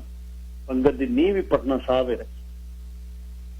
ਪਟਨਾ ਤੋਂ ਰਾਜਗਿਰੀ, ਹਾਜੀਪੁਰ, ਮੰਗੇਰ, ਭਾਗਲਪੁਰ, ਸਾਹਿਬਗੰਜ, ਰਾਜ ਮਹਿਲਾ ਨਗਰਾਂ ਤੋਂ ਹੁੰਦੇ ਮਾਲਦਾ ਪਹੁੰਚ ਬੰਗਾਲ ਦੇ ਵਿੱਚ। ਮਾਲਦੇ ਤੋਂ ਫਿਰ ਮੁਰਸ਼ਦਾਬਾਦ ਗਏ ਤੇ ਉੱਥੇ ਸੂਜੇ ਨੂੰ ਸੂਝ ਦਿੱਤੀ। ਸੂਜੇ ਭਗਤ ਦੀ ਹਲੇ ਵੀ ਸੰਗਤ ਪ੍ਰਸਿੱਧ ਹੈ। ਉੱਥੋਂ ਕ੍ਰਿਸ਼ਨ ਨਗਰ, ਸ਼ਹਜਾਦਪੁਰ, ਸਿਰਾਜਗੰਜ, ਕਾਸਗੰਜ, ਕਲੇਰੀ ਨਦੀ ਪਾਰ ਕਰਕੇ ਬੰਗਾਲ ਤੇ ਅਸਾਮ ਦੀ ਧਰਤੀ ਪੁੱਜੀ। ਬੰਗਾਲ 'ਚ ਜਾਦੂ, ਅਸਾਮ ਵਿੱਚ ਬਾਮ ਮਾਰਗੀਆਂ ਦਾ ਜ਼ੋਰ ਚੱਲਦਾ। ਮਾਨਗੰਜ, ਦੇਵਪੁਰ ਹੁੰਦੇ ਗੁਰੂ ਨਾਨਕ ਜੀ ਢਾਕੇ ਪਹੁੰਚੇ 1509 ਦੇ ਵਿੱਚ। ਢਾਕਾ ਪ੍ਰਵੇਸ਼ ਹੋਏ ਤਾਂ ਗੌੜੀ ਰਾਗ ਦਾ ਸ਼ਬਦ ਮਨ ਕੁੰਚਰ ਕਾਇਆ ਉਦਿਆਨ ਹੈ, ਗੁਰ ਅੰਕੁਸ਼ ਸੱਚ ਸ਼ਬਦ ਨਿਸ਼ਾਨ ਗਾ ਰਹੇ ਸੀ। ਸਭ ਦੀ ਚੋਟ ਸੁਣੀ, ਸਾਰੇ ਸ਼ਰਨ ਚ ਆ ਗਏ। ਸ਼ਰਨ ਆਇਆਂ ਵਿੱਚ ਸਮਾਲਨਾਥ, ਰੇਵਾਦਾਸ, ਚੰਦਰਨਾਥ, ਨਰਾਇਣ ਦਾਸ, ਸ਼ੇਖ ਅਹਿਮਦ, ਨੱਥੇ ਸ਼ਾਹ ਲੂਣੀਆਂ ਸੀ। ਉੱਥੋਂ ਧਨਪੁਰ ਪੁੱਜੇ। ਉੱਥੋਂ ਨੂਰ ਸ਼ਾਹ ਦੇ ਮਾਇਆ ਜਾਲ ਤਾਣਿਆ ਹੋਇਆ ਸੀ। ਨੂਰ ਸ਼ਾਹ ਨੇ ਉਸਨੂੰ ਸਿੱਧੇ ਰਾਹ ਪਾਇਆ। ਉਹਦੇ ਘਰ ਦੀ, ਉਸ ਦਾ ਘਰ ਹੀ ਧਰਮਸ਼ਾਲਾ ਬਣੀ, ਜਿਸ ਨੂੰ ਬਰਸ਼ਾ ਸਾਹਿਬ ਕਹਿੰਦੇ। ਨੂਰ ਸ਼ਾਹ ਇੰਨੀ ਸੁਧਰੀ ਕਿ ਹੱਥੀਂ ਮਜ਼ਦੂਰੀ ਕਰਕੇ ਪੈਸੇ ਕਮਾਏ। ਕਿਰਤ ਕਮਾਈ ਚੋਂ ਚਾਵਲ ਖਰੀਦ ਕੇ ਖਿਚੜੀ ਬਣਾ ਕੇ ਗੁਰੂ ਸਾਹਿਬ ਨੂੰ ਛਕਾਈ। ਸਾਹਿਬ ਨੇ ਅਸੀਸ ਦਿੱਤੀ ਕਿ ਸੰਤਨ ਕੀ ਸੇਵਾ ਸਦ ਕੀਜੇ ਤਜੋ ਬਾਹਰ ਅਸਕਾਮਾ। ਪ੍ਰਾਤਨ ਜਨਸਾਂਖੀ ਦੇ ਵਿੱਚ ਅਨੁਸਾਰ ਕਲਯੁਗ ਵੀ ਬੰਗਾਲ ਹੀ ਮਿਲਿਆ। ਕਲਯੁਗ ਨੇ ਗੁਰੂ ਨਾਨਕ ਨੂੰ ਕਰਤੇ ਪੁਰਖਾ ਵਜ਼ੀਰ ਆਖ ਕੇ ਸਤਕਾਰਿਆ। ਉੱਥੇ ਇੱਕ ਪਿੰਡ ਵਾਲਿਆਂ ਨੇ ਪੱਥਰ ਮਾਰਿਆ, ਆਪ ਜੀ ਨੇ ਵਸਦੇ ਰਹੋ ਫਰਮਾਇਆ। ਦੂਜੇ ਪਿੰਡ ਵਾਲਿਆਂ ਨੇ ਸਤਿਕਾਰ ਦਿੱਤਾ। ਮਹਾਰਾਜ ਜੀ ਨੇ ਕਿਹਾ ਉਜਾੜ ਹੋਵੇ। ਗੁਰੂ ਜੀ ਨੇ ਮਰਦਾਨੇ ਜੀ ਦੀ ਪੁੱਛ ਦੱਸਿਆ, ਪਹਿਲੇ ਪਿੰਡ ਵਾਲੇ ਰੋਗੀ ਸਰੀਰ ਵਾਂਗੂ ਨੇ, ਜਿੱਥੇ ਜਾਣਗੇ ਹੋਰਨਾਂ ਨੂੰ ਵੀ ਰੋਗੀ ਕਰਨਗੇ। ਬਦੀ ਇੱਕ ਥਾਂ ਨੱਪੀ ਜਾਣੀ ਚਾਹੀਦੀ ਹੈ। ਦੂਜੇ ਲੋਕ ਚੰਦਰ ਸਮਾਨ ਨੇ, ਜਿੱਥੇ ਜਾਣਗੇ ਸੁਗੰਧੀ ਫਲਾਉਣਗੇ। ਵਪਾਰਕ ਸੰਦੇਸ਼ ਭਗਤ ਜੈਦੇਵ ਦੇ ਪਿੰਡ ਉੱਥੋਂ ਗਏ, ਵਾਪਸ ਆ ਕੇ ਦੱਸ। ਭਗਤ ਜੈਦੇਵ ਦੇ ਪਿੰਡ ਨਗਰ ਕੇਂਦਲੀ ਚ ਪਹੁੰਚੇ, ਜਿੱਥੇ ਭਗਤ ਜੈਦੇਵ ਜੀ ਦਾ ਜਨਮ ਹੋਇਆ। ਉਸ ਮਹਾਂਪੁਰਸ਼ ਦੇ 3 ਸ਼ਬਦ ਗੁਰੂ ਗ੍ਰੰਥ ਸਾਹਿਬ ਜੀ ਚ ਦਰਜ ਨੇ। ਬਾਣੀ ਲੈ ਕੇ ਉੱਥੋਂ ਗੁਰੂ ਸਾਹਿਬ ਆ ਗਏ। ਉੱਥੋਂ ਸਿਲਹਟ, ਹੁਣ ਇਹ ਸੜਕਾਂ ਜਿਹੜੀਆਂ ਗਿਆ ਤੋਂ ਜਿਹੜੇ ਅਸਲ ਰਾਦਰ ਇਲਾਹਾਬਾਦ ਤੋਂ ਹੀ ਜਿਹੜੇ ਟਰੱਕਰ ਨੇ ਉਹਨਾਂ ਨੂੰ ਪਤਾ ਹੈ ਇਹ ਸੜਕਾਂ ਜਿਹੜੀਆਂ ਨੇ ਅਸਾਮ ਰੋਡ ਗਿਆ, ਪਟਨਾ, ਤੇ ਉਸ ਤੋਂ ਬਾਅਦ ਢਾਕਾ, ਢਾਕੇ ਤੋਂ ਵਾਪਸ ਹੁਣ ਅਸਾਮ, ਅੱਪਰ ਅਸਾਮ ਦਾ ਏਰੀਆ, ਫਿਰ ਕਲਕੱਤੇ ਮੁੜਦੇ ਆ, ਕਲਕੱਤੇ ਤੋਂ ਉੜੀਸਾ ਜਾਂਦੇ ਆ। ਸੁਣੇ ਹੋਏ ਹੈਰਾਨੀ ਦੀ ਗੱਲ ਹੈ ਬਈ ਕਿੱਥੇ ਕਿੱਥੇ ਜਗਤ ਬਾਬਾ ਗੁਰੂ ਨਾਨਕ ਪਾਤਸ਼ਾਹ ਗਏ ਨੇ। ਅਸੀਂ ਉਹ ਸੜਕਾਂ ਤੇ ਤੁਰਦੇ ਫਿਰਦੇ ਪਰ ਪਤਾ ਨਾ ਲੱਗਿਆ ਵੀ ਸਾਹਿਬ ਇੱਥੇ ਆਏ ਨੇ। ਸਿਲਹਟ, ਇੰਫਾਲ, ਧੋਬੜੀ ਆ ਅਸਲ ਹੁਣ ਜਿਹੜਾ ਗੁਰਦੁਆਰਾ ਸਾਹਿਬ ਬਹੁਤ ਬੜਾ 9ਵੇਂ ਪਾਤਸ਼ਾਹ ਦਾ। ਮਨੀਪੁਰ, ਕੋਹੀਮਾ ਤੇ ਗੁਹਾਟੀ, ਉੱਪਰ ਅਸਾਮ ਦਾ ਏਰੀਆ। ਗੁਹਾਟੀ ਨੂੰ ਪਾਰਾਜਿਤ ਵੀ ਕਹਿੰਦੇ। ਉੱਥੇ ਝੰਡਾ ਵਾਡੀ ਨੂੰ ਪੱਥਰ ਪਾਣੀ ਦੀ ਪੂਜਾ ਛੁਡਵਾ ਕੇ ਸੇਵਾ 'ਚ ਲਗਾਇਆ। ਪਦਮਾ ਨਦੀ ਪਾਰ ਕਰਕੇ ਪਿੱਛੇ ਮੁੜੇ। ਫਰੀਦਪੁਰ, ਕਸਬਪੁਰ, 24 ਪਰਗਨਾ, 24 ਪਰਗਨਾ ਜਿਹੜਾ ਬੰਗਾਲ ਦਾ ਬਹੁਤ ਵੱਡਾ ਜ਼ਿਲ੍ਹਾ। ਤਾਂ ਬੰਗਾਲ ਦੀ ਉਸ ਸਮੇਂ ਰਾਜਧਾਨੀ ਕ੍ਰਿਸ਼ਨ ਨਗਰ ਪਹੁੰਚੇ। ਕ੍ਰਿਸ਼ਨ ਨਗਰ ਜਿਹੜਾ ਜਦ ਸਿਲੀਗੁੜੀ ਨੂੰ ਜਾਂਦੇ ਆ ਕਲਕੱਤੇੋਂ ਫਰਾਖਾ ਜਿਹੜਾ ਡੈਮ ਆ ਲੰਘ ਕੇ ਕਿਸ਼ਨਗੰਜ, ਰਾਏਗੰਜ, ਬਹੁਤ ਵੱਡੇ ਉੱਥੇ ਲੰਘਦੇ ਨੇ ਲੋਕ। ਤੇ ਕਿਸ਼ਨਗੰਜ, ਰਾਏਗੰਜ ਦੇ ਡਾਕੂ ਬੜੇ ਮਸ਼ਹੂਰ ਨੇ, ਗੱਡੀਆਂ ਲੁੱਟ ਲੈਂਦੇ ਆ ਉੱਥੇ। ਕਿਸ਼ਨਗੰਜ ਆਏ ਜਦ ਉਸ ਸਮੇਂ ਰਾਜਧਾਨੀ ਸੀ। ਕਿਸ਼ਨਗਰ ਤੋਂ ਨਦੀਆ, ਇਹ ਵੀ ਜ਼ਿਲ੍ਹਾ, ਚੰਸਰਾ, ਚੰਦਰਨਗਰ, ਤੇ ਫੇਰ ਕਲਕੱਤਾ ਆਏ। ਅਸਾਮ 'ਚ ਸ਼ੰਕਰ ਦੇਵ ਨਾਂ ਦਾ ਇੱਕ ਭਗਤ ਵੀ ਇੱਕ ਅਕਾਲ ਦੀ ਪੂਜਾ ਦੀ ਪ੍ਰੇਰਨਾ ਕਰਦਾ। ਉਹ ਬੁੱਤ ਪ੍ਰਸਤ ਵੀ ਨਹੀਂ ਸਨ। ਉਹ ਜੋ ਸੇਵਕ ਉਹਦੇ ਆਰਤੀ ਕਰਦੇ ਹੁਣ ਤੱਕ ਕਰਦੇ ਆ। ਉਸ ਗੁਰੂ ਨਾਨਕ ਜੀ ਦੀ ਮਹਿਮਾ ਹੈ। ਜਾਤ ਪਾਤ ਬ੍ਰਾਹਮਣ ਰੀਤਾਂ ਵਿੱਚ ਵਿਸ਼ਵਾਸ ਨਹੀਂ ਕਰਦੇ। ਸਾਹਿਬ ਨੇ ਉਹਨਾਂ ਨੂੰ ਸ਼ਬਦ ਦੇ ਲੜ ਲਾਇਆ। ਇਸੇ ਇਲਾਕੇ ਦੀ ਰਾਣੀ ਜਿਹੜੀ ਸੀ ਗੌਰ ਜਾਨ ਮਹਾਰਾਜ ਦੀ, ਉਹ ਸਿੱਖ ਬਣੀ। ਉਹਦਾ ਹੀ ਪੋਤਰਾ ਗੁਰੂ ਨਾਨਕ ਗੁਰੂ ਤੇਗ ਬਹਾਦਰ ਸਾਹਿਬ ਜੀ ਦੀ ਸ਼ਰਨ ਆਇਆ ਸੀ। ਕਿਸੇ ਦੇ ਪੜਪੋਤਰੇ ਰਤਨ ਰਾਏ ਨੇ ਪ੍ਰਸ਼ਾਦੀ ਹਾਥੀ ਤੇ ਪੰਜ ਕਲਾ ਸ਼ਾਸਤਰ ਦਸਮ ਪਾਤਸ਼ਾਹ ਦਿੱਤਾ। ਉਹੀ ਪ੍ਰਸ਼ਾਦੀ ਹਾਥੀ ਜਿਹਨੂੰ ਪਹਾੜੀ ਰਾਜੇ ਮੰਗ ਕੇ, ਜਿਹਦੀ ਕਰਕੇ ਪਹਿਲੀ ਜਿਹੜੀ ਭੰਗਾਣੀ ਦੀ ਯੁੱਧ 22ਵੇਂ ਵਰੇ 'ਚ 10ਵੇਂ ਪਾਤਸ਼ਾਹ ਨੇ ਚੜ੍ਹਦੀ ਵਰੇਸ ਦੇ ਵਿੱਚ ਲੜੀ ਸੀ। ਕਲਕੱਤੇ ਗੁਰਦੁਆਰਾ ਬੜਾ ਸੰਗਤ, ਇਹ ਉਹ ਬੜਾ ਸੰਗਤ ਗੁਰਦੁਆਰਾ ਸਾਹਿਬ ਹੈ ਜਿਹੜਾ ਸਭ ਤੋਂ ਵੱਡੇ ਬਾਜ਼ਾਰ ਦਾ ਗੁਰਦੁਆਰਾ ਹੈ। ਇਸੇ ਬੜਾ ਸੰਗਤ ਤੇ ਬੜੇ ਬਾਜ਼ਾਰ ਦੇ ਗੁਰਦੁਆਰਾ ਸਾਹਿਬ ਤੇ 1984 ਦੇ ਵਿੱਚ ਜਦ ਅੰਡਰਗਰਾਉਂਡ ਹੋਏ ਸਰ ਸਿਮਰਨਜੀਤ ਸਿੰਘ ਮਾਨ ਇਸੇ ਹੀ ਗੁਰਦੁਆਰਾ ਸਾਹਿਬ ਪਹੁੰਚੇ ਸੀ। ਇਸ ਗੁਰਦੁਆਰੇ ਦੇ ਪ੍ਰਬੰਧਕ ਸੀ ਬਾਈ ਜੀ ਸਰ ਕਮਿੱਕਰ ਸਿੰਘ ਮੁਕੰਦਪੁਰ, ਤੇ ਸਾਰੇ ਉੱਥੇ ਹੀ ਸੀ। ਇਹ ਸਾਰੇ ਤਿੰਨੇ ਚਾਰੇ ਜਿਹੜੇ ਫਿਰ ਬਾਰਡਰ ਪਾਉਣ ਗਏ ਨਾਲ ਫੜੇ ਸੀ, ਜਸਵੀਰ ਸਿੰਘ ਜੀ ਲਹਾਰਾ ਤੇ ਬਾਈ ਗੋਰਖਾ ਸਹੌਲੀ ਵਾਲਾ, ਤੇ ਇਹ ਸਾਰੇ ਜਦ ਉੱਥੇ ਬੜੇ ਗੁਰਦੁਆਰਾ ਸਾਹਿਬ ਮਾਨ ਪਹੁੰਚੇ ਸੀ। ਤਾਂ ਕਲਕੱਤੇ 2 ਜਨਵਰੀ 1510 ਨੂੰ ਪਹੁੰਚੇ। ਕਲਕੱਤੇ ਤੋਂ ਹੁਗਲੀ ਬਰਦਵਾਨ ਹੋ ਕੇ ਅਲਬਰਟ ਨਦੀ ਜਿਹੜੀ ਟੱਪੀ ਤੇ ਕਾਂਚੀ ਆ, ਉੱਥੇ ਰਾਮਾਨੁਜ ਇੱਕ ਬੰਗਾਲ ਦੇ ਭਗਤ ਹੋਏ ਨੇ। ਬਹੁਤ ਲੋਕ ਜਾਨੀ ਉਹਨਾਂ ਦੇ ਅਨਿਆਈ ਨੇ। ਬੰਗਾਲੀ ਲੋਕ ਬਹੁਤ ਸੈਂਸਿਟਿਵ ਨੇ, ਬਹੁਤ ਧਾਰਮਿਕ ਨੇ, ਪੜ੍ਹੇ ਲਿਖੇ। ਜਿਵੇਂ ਮੈਂ ਤੁਹਾਨੂੰ ਦੱਸਿਆ ਸੀ ਨੈਸ਼ਨਲਿਜ਼ਮ ਦੇ ਐਲੀਟ ਕਲਾਸ ਤੇ ਜੇ ਪਹਿਲਾ ਜਿਹੜਾ 1818 ਦੇ ਵਿੱਚ ਪਹਿਲਾ ਕਲਕੱਤੇ ਕਾਲਜ ਖੋਲਿਆ ਫਰੰਗੀ ਤੇ ਉਹਨਾਂ ਨੂੰ ਵੇਖ ਕੇ ਹੀ ਫਿਰ ਇਹ ਬੰਗਾਲੀ ਲੋਕ ਉਹ ਕਹਿੰਦੇ ਵੀ ਆਪਾਂ ਵੀ ਰਾਜ ਕਰਾਂਗੇ। ਉਹਨਾਂ ਦੇ ਵਿੱਚੋਂ ਹੀ ਰਾਜਾ ਰਾਮ ਮੋਹਨ ਰਾਏ, ਬੈਂਕਮ ਚੈਟਰਜੀ, ਰਵਿੰਦਰ ਘੋਸ਼, ਰਵਿੰਦਰਨਾਥ ਟੈਗੋਰ, ਵਿਵੇਕਾਨੰਦ, ਇਹ ਸਭ ਉਸੇ ਲਾਈਨ ਦੇ ਵਿੱਚ। ਜਗਨਨਾਥ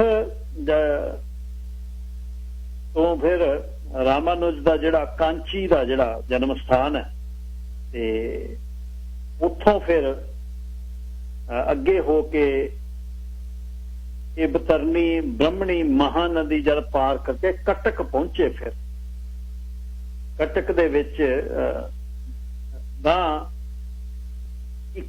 27 ਮਾਰਚ 1510 ਨੂੰ ਜਗਨਨਾਥ ਪਹੁੰਚੇ। ਪੁਰੀ ਜਿਹਨੂੰ ਕਹਿੰਦੇ ਜਗਨਨਾਥ ਦੀ ਪੁਰੀ, ਜਿੱਥੇ ਸਾਹਿਬ ਦੀ ਆਰਤੀ ਜਿਹੜੀ ਉੱਥੇ ਜਿਹੜੀ ਆਪ ਜੀ ਨੇ ਉਚਾਰੀ। ਸ਼ੰਕਰਾਚਾਰੀਆ ਦੇ 4 ਮੱਠਾਂ ਤੋਂ ਇੱਕ ਮੱਠ ਹੈ ਜਗਨਨਾਥ ਦੀ ਮੂਰਤੀ ਹੈ ਉੱਥੇ, ਜਿਸ ਨੂੰ ਇਹ ਕਹਿੰਦੇ ਨੇ ਵੀ ਵਿਸ਼ਵਕਰਮਾ ਜੀ ਨੇ ਬਣਾਇਆ। ਉੱਥੇ ਹੀ ਆਪ ਜੀ ਨੇ ਬ੍ਰਹਮੰਡ ਦਾ ਜਿਹੜਾ ਗਾਨ ਹੈ, ਜਿਹੜਾ ਆਰਤੀ ਹੈ, ਗਗਨ ਮੈਂ ਥਾ ਰਬ ਚੰਦੀਪ ਕੋ ਬਨੇ ਤਾਰਕਾ ਮੰਡਲ ਜਨਕ ਮੋਤੀ, ਤੇ ਸਹੀ ਆਰਤੀ ਕਰਨ ਦਾ ਵੱਲ ਉੱਥੇ ਦੱਸਿਆ। ਭਾਈ ਮਰਦਾਨੇ ਨੂੰ ਅੰਦਰੋਂ ਜਾਣਾ ਰੋਕਤਾ। ਸਾਹਿਬ ਵੀ ਦਰਵਾਜ਼ੇ ਤੇ ਬਹਿ ਗਏ।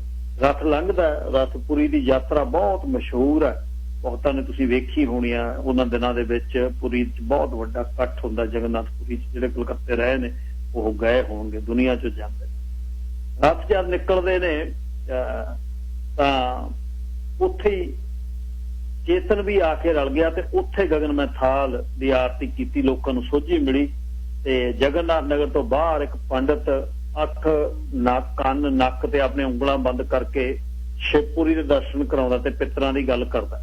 ਮੂਹਰੇ ਕਰਮੰਡਲ 'ਚ ਲੋਕ ਪੈਸੇ ਪਾਈ ਜਾਂਦੇ। ਸਾਹਿਬ ਨੇ ਚੱਕ ਕੇ ਗੜਬਾ ਪਿੱਛੇ ਰੱਖ ਦਿੱਤਾ। ਜਦੋਂ ਅੱਖਾਂ ਖੋਲ ਕੇ ਵੇਖਿਆ ਵੀ ਗੜਬਾ ਕਿੱਥੇ, ਰੌਲਾ ਪਾਉਣ ਲੱਗਿਆ। ਸਾਹਿਬ ਕਹਿੰਦੇ ਤੂੰ ਸ਼ਿਵਪੁਰੀ ਦੀਆਂ ਲਿਆਉਣਾ ਖਬਰਾਂ, ਤੈਨੂੰ ਪਤਾ ਨਾ ਲੱਗਿਆ ਜਦ ਤੇਰਾ ਚੱਕ ਕੇ ਗੜਬਾ ਮੈਂ ਪਿੱਛੇ ਰੱਖਿਆ। ਇੱਥੇ ਆਪਣ ਤੱਕ 3 ਸਾਲ ਸਾਹਿਬ ਦੇ ਲੱਗੇ, 7 ਤੋਂ 10 ਤੱਕ।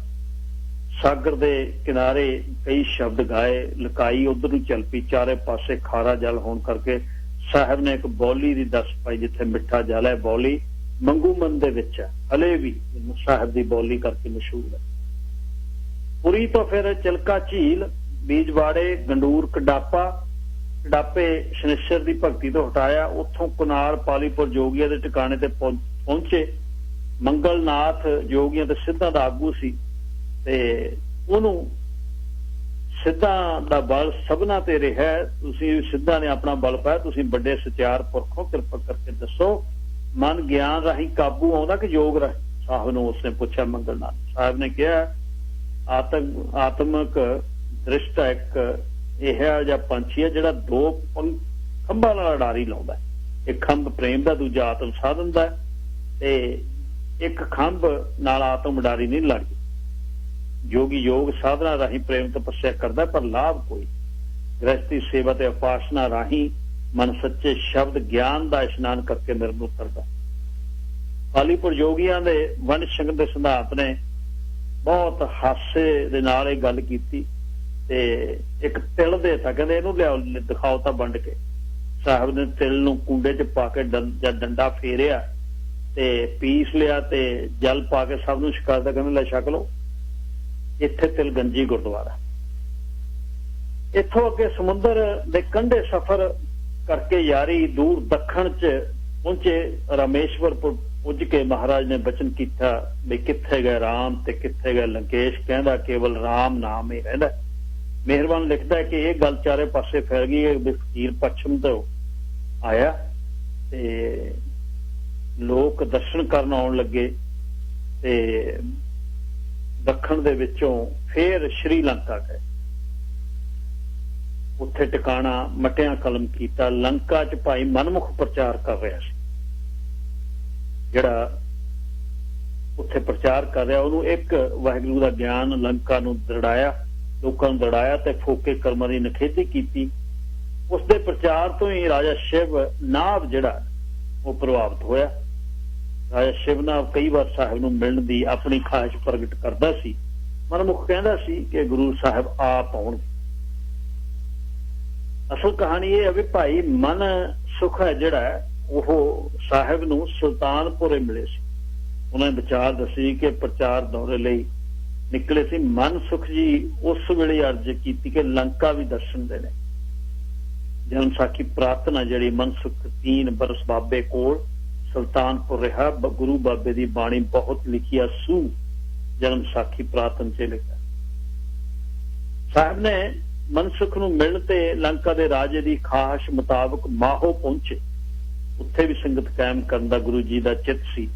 ਰਾਜਾ ਸ਼ਿਵਨਾਮ ਨਾਲ ਮੁਲਾਕਾਤ ਹੋਈ। ਰਾਜਾ ਸ਼ਿਵਨਾਮ ਨੇ ਗੁਰੂ ਜੀ ਦੇ ਸਾਹਮਣੇ ਨੱਚਣ ਲਈ ਨਾਚੀਆਂ ਭੇਜੀਆਂ। ਜਾਂ ਨੱਚਣ ਲਈ ਸਾਹਿਬ ਨੇ ਕਿਹਾ ਗਾਛੋ ਪੁੱਤਰੀ ਰਾਜ ਕੁਆਰ, ਪੁੱਤਰੀਆਂ ਸ਼ਬਦ ਸੁਣ ਕੇ ਨੱਚਣ ਤੋਂ ਅਸਮਰਥ ਹੋ ਗਈਆਂ। ਇਹ ਘਟਨਾ ਦਾ ਜਦ ਰਾਜਾ ਸ਼ਿਵਨਾਮ ਨੂੰ ਪਤਾ ਲੱਗਿਆ ਤਾਂ ਉਹ ਆਨੰਦ ਜਿਹੜਾ ਚੇਲਾ ਬਣ ਗਿਆ। ਤੇ ਰਾਜਾ ਸ਼ਿਵਨਾਮ ਕਹਿੰਦਾ ਮੇਰੇ ਘਰੇ ਪ੍ਰਸ਼ਾਦਾ ਛਕੋ। ਸਾਹਿਬ ਨੇ ਕਿਹਾ ਦੱਖਣਾ ਕੀ ਦੇਵੇਂਗਾ? ਰਾਜੇ ਨੇ ਕਿਹਾ ਮੇਰਾ ਰਾਜ ਹਾਜ਼ਰਾ। ਸਾਹਿਬ ਨੇ ਕਿਹਾ ਸ਼ਿਵਨਾਮ ਰਾਜ ਤੇਰਾ ਨਹੀਂ, ਤੇਰਾ ਬਾਪ ਕਹਿੰਦਾ ਸੀ ਮੇਰਾ ਹੈ। ਤੇਰੇ ਵਡੇਰੇ ਵੀ ਇਹ ਆਖਦੇ ਰਹੇ ਕੋਈ ਵਸਤੂ ਉਹ ਦੇ ਜਿਹੜੇ ਤੇਰੀ। ਉਹਨੇ ਕਿਹਾ ਮੇਰਾ ਤਨ ਹਾਜ਼ਰਾ। ਸਾਹਿਬ ਕਹਿੰਦੇ ਤਨ ਵੀ ਤੇਰਾ ਨਹੀਂ, ਇਹ ਤਾਂ ਹੱਡਾਂ ਮਾਸਾਂ ਨਾੜੀ ਦਾ ਪਿੰਜਰ ਹੈ। ਪੰਖੀ ਬਸਦਾ ਜਦ ਉੱਡ ਗਿਆ ਇਹਨੂੰ ਅੱਗ ਤੇ ਰੱਖੋ ਚਾਹੇ ਦਬਾ ਦਿਓ, ਤੇਰੀ ਚੀਜ਼ ਹੀ ਨਹੀਂ। ਫਿਰ ਕਹਿੰਦਾ ਮਨ ਹਾਜ਼ਰਾ। ਸਾਹਿਬ ਕਹਿੰਦੇ ਮਨ ਵੀ ਤੇਰਾ ਨਹੀਂ, ਇਹ ਵੀ ਉੱਡ ਜਾਂਦਾ। ਕਦੀ ਇੱਥੇ ਕਦੀ ਰਾਜਾ ਨਾਰਾਜ਼ ਹੋ ਕੇ ਹੈਰਾਨ ਹੋ ਕੇ ਕਹਿਣ ਲੱਗਾ ਬੁਝਾਰਤ ਨਾਲ ਦੱਸੋ ਮੈਂ ਕੀ ਪੇਸ਼ ਕਰਾਂ, ਤੁਸੀਂ ਘਰ ਆਵੋ। ਸਾਹਿਬ ਨੇ ਕਿਹਾ ਕਿ ਇਹ ਜਿਹੜੀ ਮੈਂ ਲਾਈ ਹੋਈ ਹੈ ਨਾ ਇਹ ਘਰ ਹਵਾਲੇ ਮੈਂ ਦਾ ਹੀ ਹੈ। ਤੇ ਮਾਹੋ ਇੱਕ ਪ੍ਰਚਾਰ ਸੈਂਟਰ ਬਣਿਆ। ਲੰਕਾ ਦੇ ਵਿੱਚ ਗੁਰੂ ਨਾਨਕ ਜੀ 1 ਵਰ੍ਹਾ ਰਹੇ। ਇੱਕ ਕਥਨ ਅਨੁਸਾਰ ਕੁਰਾਨ ਸੰਗਲੀ ਵੀ ਇੱਥੇ ਉਚਾਰੀ। ਤੇ ਇਸ ਤੋਂ ਲੰਕਾ ਦੇ ਵਿੱਚ ਫਿਰ ਉੱਥੋਂ 1 ਸਾਲ ਰਹਿਣ ਤੋਂ ਬਾਅਦ ਭਗਤ ਨਾਮ ਜੀ ਦੇ ਸਥਾਨ ਤੇ ਵੀ ਜਿਹੜਾ ਉਹ ਆਏ। ਰਾਜੇ ਦੀ ਅਸਲ ਸ਼ਿਵਨਾਥ ਦੀ ਬਹੁਤ ਲੰਮੀ ਸਾਖੀ ਹੈ ਜਿਹੜੀ ਸਾਹਿਬ ਨੇ ਉਹਦੇ ਨਾਲ ਉਹਨਾਂ ਮੁਲਾਕਾਤਾਂ ਦੀ। ਉੱਥੇ ਇੱਕ ਹੋਰ ਵੀ ਗੁਰੂ ਦੀ ਨਗਰੀ ਹੈ ਗੁਰੂ ਕਰਮ ਜਿਸ ਨੂੰ ਕਹਿੰਦੇ। ਰਾਜੇ ਨੇ ਸਦਾ ਦਰਸ਼ਨ ਦੇਣ ਦੀ ਜਾਚਨਾ ਕੀਤੀ, ਫਰਮਾਇਆ। ਸਾਹਿਬ ਨੇ ਕਿਹਾ ਸਰੀਰ ਦੇ ਦਰਸ਼ਨ ਤਾਂ ਦੇਹ ਤੱਕ ਨੇ, ਮੇਰਾ ਅਸਲ ਸਰੂਪ ਜਿਹੜਾ ਸਰੂਪ ਅੰਤਰੀਵ ਹੈ ਨਿਰਗੁਣ ਸ਼ਖਸੀਅਤ ਔਰ ਜੋਤ ਸਰੂਪ ਹੈ। ਸ਼ਬਦ ਰਾਹੀਂ ਦਰਸ਼ਨ ਹੋਣਗੇ। ਭਾਈ ਮਨੀ ਸਿੰਘ ਜੀ ਦੇ ਸ਼ਬਦ ਵਿੱਚ ਤੁਮਨੇ पोथी की का दर्शन करना, इसकी पूजा करनी, इसके वचन धार के चित्त नूं रोकना, समता संयुक्त और लोथ पाई रखनी, सब साथ संगत को हमारा रूप लिख के ब्रह्म विचार साथ सेवा करनी। साहब इत्थों नामदेव जी के स्थान ते त्रिनकोमली, मटिया कलां, जंबर धन ते जाफना तो हुंदे दक्षिण आए वापस धन शक्ति, रास कुमारी, कन्या कुमारी जिन्हों कहते हैं हुंदे विंध्याचल दियां पहाड़ियां पार करके कोचीन ते केरल पहुंचे। उत्थे लोग बिजली की पूजा करते सी ते माल घाट मझां मार के देवतियां चढ़ाउंदे, लोकां नूं वहमां तो कढिया। मेहरबान ने लिखिया नास्तिक देश पुजे, जन्म साखी विच शब्द मुनाफिक वरतिया ते गुरु साहब दी जिहड़ा रहमत सदका सब साधक होए। आप जी का सरल ते सहज उपदेश सुन के साहब दे सिख होए, नानक पंथी होए ते उन्हां दा मन संतोख जिहड़ा आया जन्म साखी दे शब्द ने। वो चीन तो आंध्रा प्रदेश आ गए। इसे रास्ते च एक अजिही श्रेणी रही जिहड़ी मनुख दा मांस खांदी सी ते उन्हां च कौडा राक्ष सी। भाई मरदाना कौडे दे वास आ गया। गुरु नानक जी ने कौडे राक्ष नूं मनुखां वाला काम अपनाउण लई प्रेरिया। मनुख दी बुद्धि ही राक्ष है ते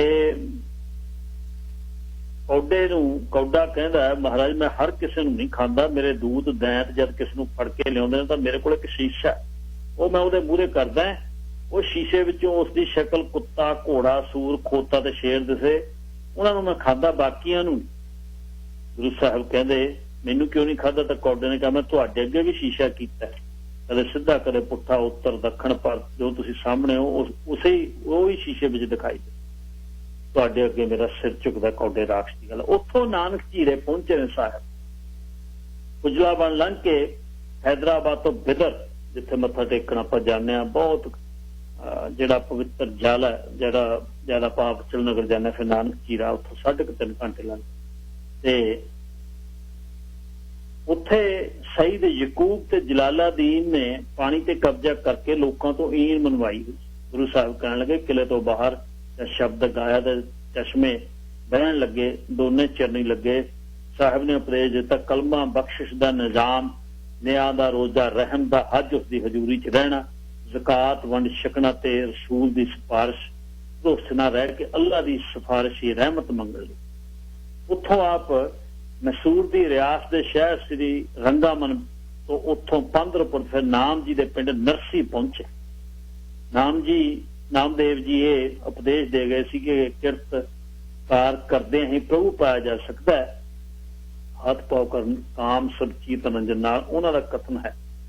उत्थों दे सम्राट फिरोज तुगलक विरुद्ध जिवें वो डट खड़ोते सन, ये भी उन्हां दा सूरमताई प्रगटाउण लई काबिल। मां ने तक ने कह दिता है कि वह खुदा आके जान बचा लेन, पर उन्हें मां नूं कहता ना हो तेरा पुंगला, ना तू मेरी मां है, हों परे तू हर गुण गाए, शेष ठीक चल जावे पर आदर्श नहीं छड्डना।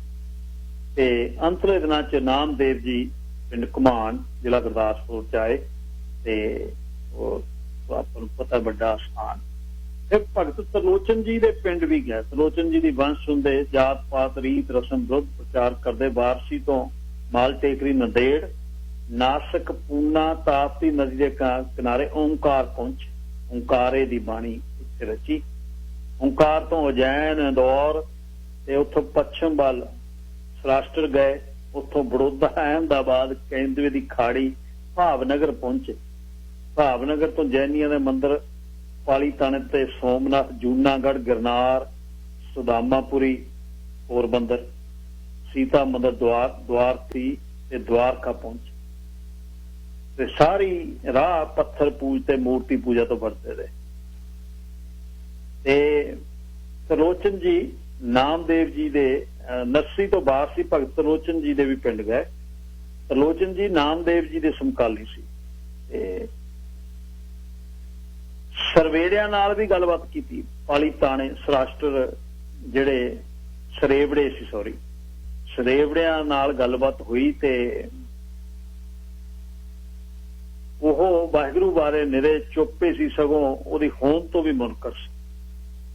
कई साल बगैर नहातियां गुजारदे। गुरु जी ਇਹਨਾਂ ਕੋਝੇ ਕਰਮੇ ਨਖੇਦੀ ਬੜੇ ਕਰੜੇ ਸ਼ਬਦਾਂ ਨਾਲ ਕੀਤੀ, ਕਿਸ ਦਾ ਦਿਲ ਦਿਖਾਉਣਾ, ਕਿਸ ਦੇ ਹੁੰਦੇ ਜ਼ੋਰ ਜ਼ੁਲਮ ਸਹਾਰ ਲੈਣਾ, ਤੇ ਉਹਨਾਂ ਨੂੰ ਜਿਹੜਾ ਉਪਦੇਸ਼ ਦਿੱਤਾ। ਫਿਰ ਉੱਥੋਂ 4 ਵਾਕੀਆਂ ਨੂੰ ਉਪਦੇਸ਼ ਦਿੱਤਾ। ਸ਼ਿਵ ਦੇ ਖੱਬੇ ਪਾਸੇ ਬਾਮ ਇਸਤਰੀ ਰੂਪ ਦੇ ਪੂਜਕ ਸਨ, ਉਹਨਾਂ ਨੂੰ 5 ਮਕਾਰੀਏ ਵੀ ਕਹਿੰਦੇ ਸੀ, ਤੇ 5 ਮਦਰਾ ਮਾਸ ਮੈਥਰ ਮਾਇਆ ਮੁਦਰਾ ਪੁੱਜੇ ਹੋਏ ਚਿਵੜੇ ਤੇ ਸੇਵੀਆਂ ਦੇ ਸੇਵੀ ਸੇ ਗੁਰੂ ਸਾਹਿਬ ਨੇ ਉਹਨਾਂ ਨੂੰ ਵੀ ਜਿਹੜਾ ਮਾਰਗ ਜਿਹੜਾ। ਫਿਰ ਸਰੇਵੜਿਆਂ ਤੇ 4 ਵਾਕੀਆਂ ਨੂੰ ਸਿੱਧਾ ਕਰਨ ਰਾਹ ਪਾਉਣ ਤੋਂ ਬਾਅਦ ਰਾਜਪੁਤਾਨੇ ਵਿੱਚ ਭਗਤ ਧੰਨਾ ਜੀ ਨੂੰ ਆ ਕੇ ਧਵਾਨ ਦਿਓਲ ਛਾਉਣੀ ਮਿਲੇ। ਭਗਤ ਧੰਨਾ ਜੀ ਦੀ ਉਮਰ ਉਸ ਸਮੇਂ 92 ਕੁ ਸਾਲ ਦੀ ਸੀ। ਉਹਨਾਂ ਦੇ 3 ਸ਼ਬਦ ਗੁਰੂ ਗ੍ਰੰਥ ਸਾਹਿਬ ਜੀ ਦਰਜ ਨੇ, ਤੇ ਜਿਹਦੇ ਵਿੱਚ ਧੰਨੇ ਨੇ ਕੋਈ ਪੱਥਰ ਪੂਜ ਕੇ ਰੱਬ ਨਹੀਂ ਪਾਇਆ, ਬਲਕਿ ਸੰਤਾਂ ਦੀ ਸੰਗਤ ਕਰਕੇ ਪ੍ਰਤੀ ਪਰਮਾਤਮਾ ਨੂੰ ਪਾਇਆ। ਗੁਰੂ ਅਰਜਨ ਦੇਵ ਜੀ ਧੰਨੇ ਸੇਵਿਆ ਬਾਲ ਬੁੱਧ ਕਹਿ ਕੇ ਆਦਰ ਦਿੱਤਾ। ਭਗਤ ਜੀ ਆਏ ਗਏ ਜੀਵ ਤੇ ਲੋੜਵੰਦਾਂ ਦੀ ਰੱਬ ਜਾਣ ਕੇ ਪੂਜਾ ਕਰ। ਧਵਾਨ ਪਿੰਡ ਜਿਹੜਾ ਭਗਤ ਜਨਮ ਧੰਨਾ ਜੀ ਦਾ ਜਨਮ ਸਥਾਨ ਹੈ, ਤੇ ਉੱਥੋਂ ਬੂੰਦੀ ਕੋਟਾ ਦੇ ਰਾਹ ਸ਼ਿਵਪੁਰ ਪਹੁੰਚੇ। ਸ਼ਿਵਪੁਰ ਉਹਨਾਂ ਦੀ ਜਾਤ ਗੁਰਦੁਆਰਾ, ਉੱਥੋਂ ਗਵਾਲੀਅਰ ਤੇ ਆਗਰੇ, ਫਿਰ ਮਥੁਰਾ ਆ ਗਏ। ਰਾਤਨ ਜਨਮ ਸਾਖੀ ਦੇ ਸ਼ਬਦਾਂ ਤਬ ਦੱਖਣ ਕੀ ਧਰਤੀ ਤੇ ਗੁਰੂ ਬਾਬਾ ਨਾਨਕ ਜੀ ਉਤਰ ਕੇ ਧਰਤੀ ਕੋ ਰਮੇ, 5 ਵਰਸ ਦੱਖਣ ਕੀ ਧਰਤੀ ਖੇਲੇ, ਮਥੁਰਾ ਜਮਨਾ ਆਦ ਉਤਰੇ। ਭਾਈ ਮਰਦਾਨਾ ਜੀ ਨੇ ਮਥੁਰਾ ਤੇ ਹੋਰ ਤੀਰਥਾਂ ਉੱਪਰ ਕਾਫੀ ਠੱਗੀਆਂ ਧੋਖੇ ਪਖੰਡ ਦੇਖੇ। ਉਹਨਾਂ ਨੇ ਪੁੱਛ ਕੀਤੀ, ਜੀ ਲੋਕੀ ਤੀਰਥਾਂ ਉੱਤੇ ਫਰੇਬ ਕਿਉਂ ਬਹੁਤਾ ਕਰਦੇ? ਨਾਲ ਇੱਕ ਖੜੇ ਪੰਡ ਨੇ ਸੁਣ ਲਿਆ, ਤੁਹਾਨੂੰ ਨਹੀਂ ਪਤਾ ਤੀਰਥਾਂ ਉੱਤੇ ਕਲਯੁਗ ਦਾ ਪਹਿਰਾ? ਸਾਹਿਬ ਮੁਸਕਰਾਏ ਤੇ ਦੱਸਿਆ ਕਿ ਆਪਣੀ ਕਮਜ਼ੋਰੀਆਂ ਨੂੰ ਇਸ ਕਲਯੁਗ ਦੇ ਪਹਿਰੇ ਹੇਠ ਨਾ ਛੁਪਾਓ। ਕਲਯੁਗ ਇੱਥੇ ਕਿਵੇਂ ਆ ਗਿਆ? ਕਲਯੁਗ ਕਿਸੇ ਸਮੇਂ ਦਾ ਨਾਮ ਨਹੀਂ, ਉਹੀ ਸੂਰਜ ਆ, ਉਹੀ ਚੰਦ ਹੈ, ਉਹੀ ਤਾਰੇ, ਉਹੀ ਪੌਣ ਪਾਣੀ। ਕਲਯੁਗ ਕਿੱਥੋਂ ਆ? ਸਤਯੁਗ ਤ੍ਰੇਤੇ ਦੁਆਪਰ ਵੀ ਇਹੀ ਸੂਰਜ ਚੜ੍ਹਦੇ ਤੇ ਛਿਪਦੇ। ਕਲਯੁਗ ਉਸ ਨੂੰ ਕਹਿੰਦੇ ਜਿੱਥੇ ਕੋਈ ਸਾਰਾ ਦਿਨ ਕੰਮ ਕਰਦਾ ਰਹੇ, ਰਾਤ ਨੂੰ ਪੇਟ ਭਰ ਕੇ ਰੋਟੀ ਨਾ ਮਿਲੇ, ਜੇ ਕੋਈ ਸੱਚ ਬੋਲੇ ਨੂੰ ਪਕੜ ਕੇ ਕੈਦ ਕਰ ਲਿਆਵੇ। ਇਹ ਜਵਾਬ ਸੁਣ ਕੇ ਸਭ ਚੁੱਪ ਹੋ। ਮਥੁਰਾ ਦੇ ਨਾਲ ਹੀ ਬ੍ਰਿੰਦਾਵਨ ਆ ਗਏ। ਬ੍ਰਿੰਦਾਵਨ ਕਹਿੰਦੇ ਨੇ ਉੱਥੇ ਸ਼੍ਰੀ ਕ੍ਰਿਸ਼ਨ ਜੀ ਦੀ ਰਾਸ ਲੀਲਾ ਰਚਾਉਂਦੇ ਸੀ, ਲੋਕ ਰਾਸ ਪਾਉਂਦੇ ਤੇ ਇਹੀ ਧਰਮ ਸਮਝਦੇ। ਸਾਹਿਬ ਨੇ ਰਾਸ ਪਾਉਣ ਵਾਲਿਆਂ ਨੂੰ ਸਮਝਾਇਆ ਕਿ ਰਾਸਾਂ ਮਨੁੱਖ ਨੂੰ ਧਰਮ ਤੋਂ ਦੂਰ ਲੈ ਜਾਂਦੀਆਂ ਨੇ। ਦੇਖਣ ਵਾਲਿਆਂ ਨੂੰ ਸਮਝਾਇਆ ਕਿ ਸਭ ਰੋਟੀਆਂ ਕਾਰ ਨੇ, ਆਪਣੇ ਪੇਟ ਲਈ ਨੱਚਦੇ ਟੱਪਦੇ ਨੇ, ਨੱਚਣ ਕੁੱਦਣ ਦਾ ਸਿਰਫ ਮਨ ਦਾ ਚਾਹ, ਇਹ ਨਾਲ ਪਿਆਰ ਨਹੀਂ ਉਪਜਦਾ। ਬ੍ਰਿੰਦਾਵਨ ਤੋਂ ਦਿੱਲੀ ਗੁਰੂ ਨਾਨਕ ਜੀ ਰਹਿਲ ਖੰਡ ਹੁੰਦੇ ਗੁਲਾਮੀ ਪ੍ਰਥਾ ਵਿਰੁੱਧ ਰਹਿਲਿਆਂ ਨੂੰ ਹਟਾ ਕੇ ਦਿੱਲੀ ਆਏ। ਰਾਜ ਦਾ ਮੋਇਆ ਹੋਇਆ ਹਾਥੀ ਦਿੱਲੀ ਜਵਾਇਆ। ਮਜਨੂ ਕੇ ਟਿੱਲੇ ਬੱਚੇ ਰੋ ਰਹੇ ਸੀ। ਸਾਹਿਬ ਨੇ ਪੁੱਛਿਆ, ਮਹਾਵਰ ਨੇ ਦੱਸਿਆ, ਬੱਚੇ ਇਹ ਹਾਥੀ ਨਾਲ ਮਨ ਪਰਚਾਵਾ ਕਰਦੇ ਸੀ, ਹਾਥੀ ਮੋਇਆ ਦੇਖ ਕੇ ਰੋਂਦੇ ਨੇ। ਸਾਹਿਬ ਕੋਲੋਂ ਬੱਚਿਆਂ ਦਾ ਜਿਹੜਾ ਰੋਣਾ ਨਾ ਸਹਾਰਿਆ ਗਿਆ ਤੇ ਮਰੇ ਹੋਏ ਹਾਥੀ ਨੂੰ ਜਿਹੜਾ ਜਵਾ ਦਿੱਤਾ। ਇਬਰਾਹਿਮ ਦਸਤਾਂ ਨੂੰ ਆਇਆ। ਜਦੋਂ ਫਿਰ ਮੀਰ ਮਾਰ ਜਵਾਲ ਲਈ ਕਿਹਾ ਤਾਂ ਸਾਹਿਬ ਨੇ ਕਿਹਾ, ਇਹ ਸਾਹਿਬ ਦਾ ਕੰਮ ਹੈ, ਇਹ ਅਸੀਂ ਨਹੀਂ ਕਰ ਸਕਦੇ। ਇਬਰਾਹਿਮ ਨੇ ਜਦ ਕੁਝ ਨਜ਼ਾਨਾ ਕਬੂਲ ਕਰਨ ਲਈ ਕਿਹਾ ਤਾਂ ਸਾਹਿਬ ਨੇ ਇੱਕ ਹੀ ਕਿਹਾ ਕਿ ਸਾਨੂੰ ਇੱਕ ਰੱਬ ਦੀ ਮੰਗ ਹੈ, ਉਸਦੀ ਭੁੱਖ ਹੈ, ਉਹਦੀ ਲੋੜ ਹੈ, ਹੋਰ ਭੁੱਖਾਂ ਸਭ ਮਰ ਗਈ, ਤਲਬ ਕੋਈ ਨਹੀਂ। ਤੇ ਗਿਆਨੀ ਗਿਆਨ ਸਿੰਘ ਜੀ ਨੇ ਵੀ ਲਿਖਿਆ, ਇਬਰਾਹਿਮ ਚਰਨੀ ਇਕੱਠਾ ਸੀ ਤੇ ਉਸਨੇ ਸਭ ਕੈਦੀਆਂ ਨੂੰ ਰਿਹਾ ਕੀਤਾ। ਦਿੱਲੀ ਦੇ ਨੇੜੇ ਸੈਦ ਸ਼ੇਖ ਵਜੀਦ ਦੀ ਆਕੜ ਪੰਨੀ, ਨਾਨਕ ਪਿਆਉ ਵਾਲੀ ਥਾਂ ਆਪੂ ਜਲ ਵਰਤਾ ਕੇ ਲੋਕਾਂ ਦੀ ਪ੍ਰੇਹ ਪਟਾਈ। ਦਿੱਲੀ ਤੋਂ ਪਾਣੀਪਤ ਤੋਂ ਪੀਰ ਸ਼ਰਫ ਤੇ ਤਾਹਰ, ਜਿਸ ਨੂੰ ਸਿੱਖ ਇਤਿਹਾਸ ਟਟੀਰੀ ਕਿਹਾ ਮਿਲੇ, ਉਸ ਸਲਾਮ ਅਲੈਕਮ ਬੁਲਾਈ। ਸਾਹਿਬ ਨੇ ਸਲਾਮ ਅਲੇਖ ਕਿਹਾ, ਉਹਨੇ ਵਾਹ ਅਲੈਕਮ ਸਲਾਮ ਦੀ ਥਾਂ ਸਲਾਮ ਅਲੇਕ ਬੁਲਾਉਣ ਦਾ ਕਾਰਨ ਪੁੱਛਿਆ। ਸਾਹਿਬ ਨੇ ਕਿਹਾ, ਸਿਜਦਾ ਤਾਂ ਉਹਨੂੰ ਹੀ ਕਰਨਾ ਫਰਦਾ ਜਦ ਸ਼ਰਫ ਨੇ ਦਰਵੇਸ਼ ਦੇ ਅਰਥ ਪੁੱਛਦੇ। ਸਾਹਿਬ ਨੇ ਕਿਹਾ, ਜੋ ਦਿਲੋਂ ਉਸ ਦੀਆਂ ਦਲੀਜਾਂ ਦੇ ਨਾਲ ਚੰਬੜੇ ਉਹਨੂੰ ਦਰਵੇਸ਼। ਕਰਨਾਲ ਕੁਰਕਸ਼ੇਤਰ ਆ ਗਏ। ਕਰਨਾਲ ਆਪ ਜੀ ਨੇ ਮਹੱਲਾ ਠਠੇਰਾ ਕਿਰਤੀਆਂ ਦੇ ਘਾਟ ਹੈ ਜਿੱਥੇ ਗੁਰਦੁਆਰਾ ਸਾਹਿਬ ਮੰਜੀ ਸਾਹਿਬ। ਕੁਰਖੇਤਰ ਸੂਰਜ ਗ੍ਰਹਿਣ ਲੱਗਿਆ ਸੀ। ਪੁਰਾਤਨ ਰੀਤੀ ਅਨੁਸਾਰ ਸੂਰਜ ਗ੍ਰਹਿਣ ਸਮੇਂ ਕੋਈ ਕੰਮ ਕਰਨਾ ਮਾੜਾ ਸੀ।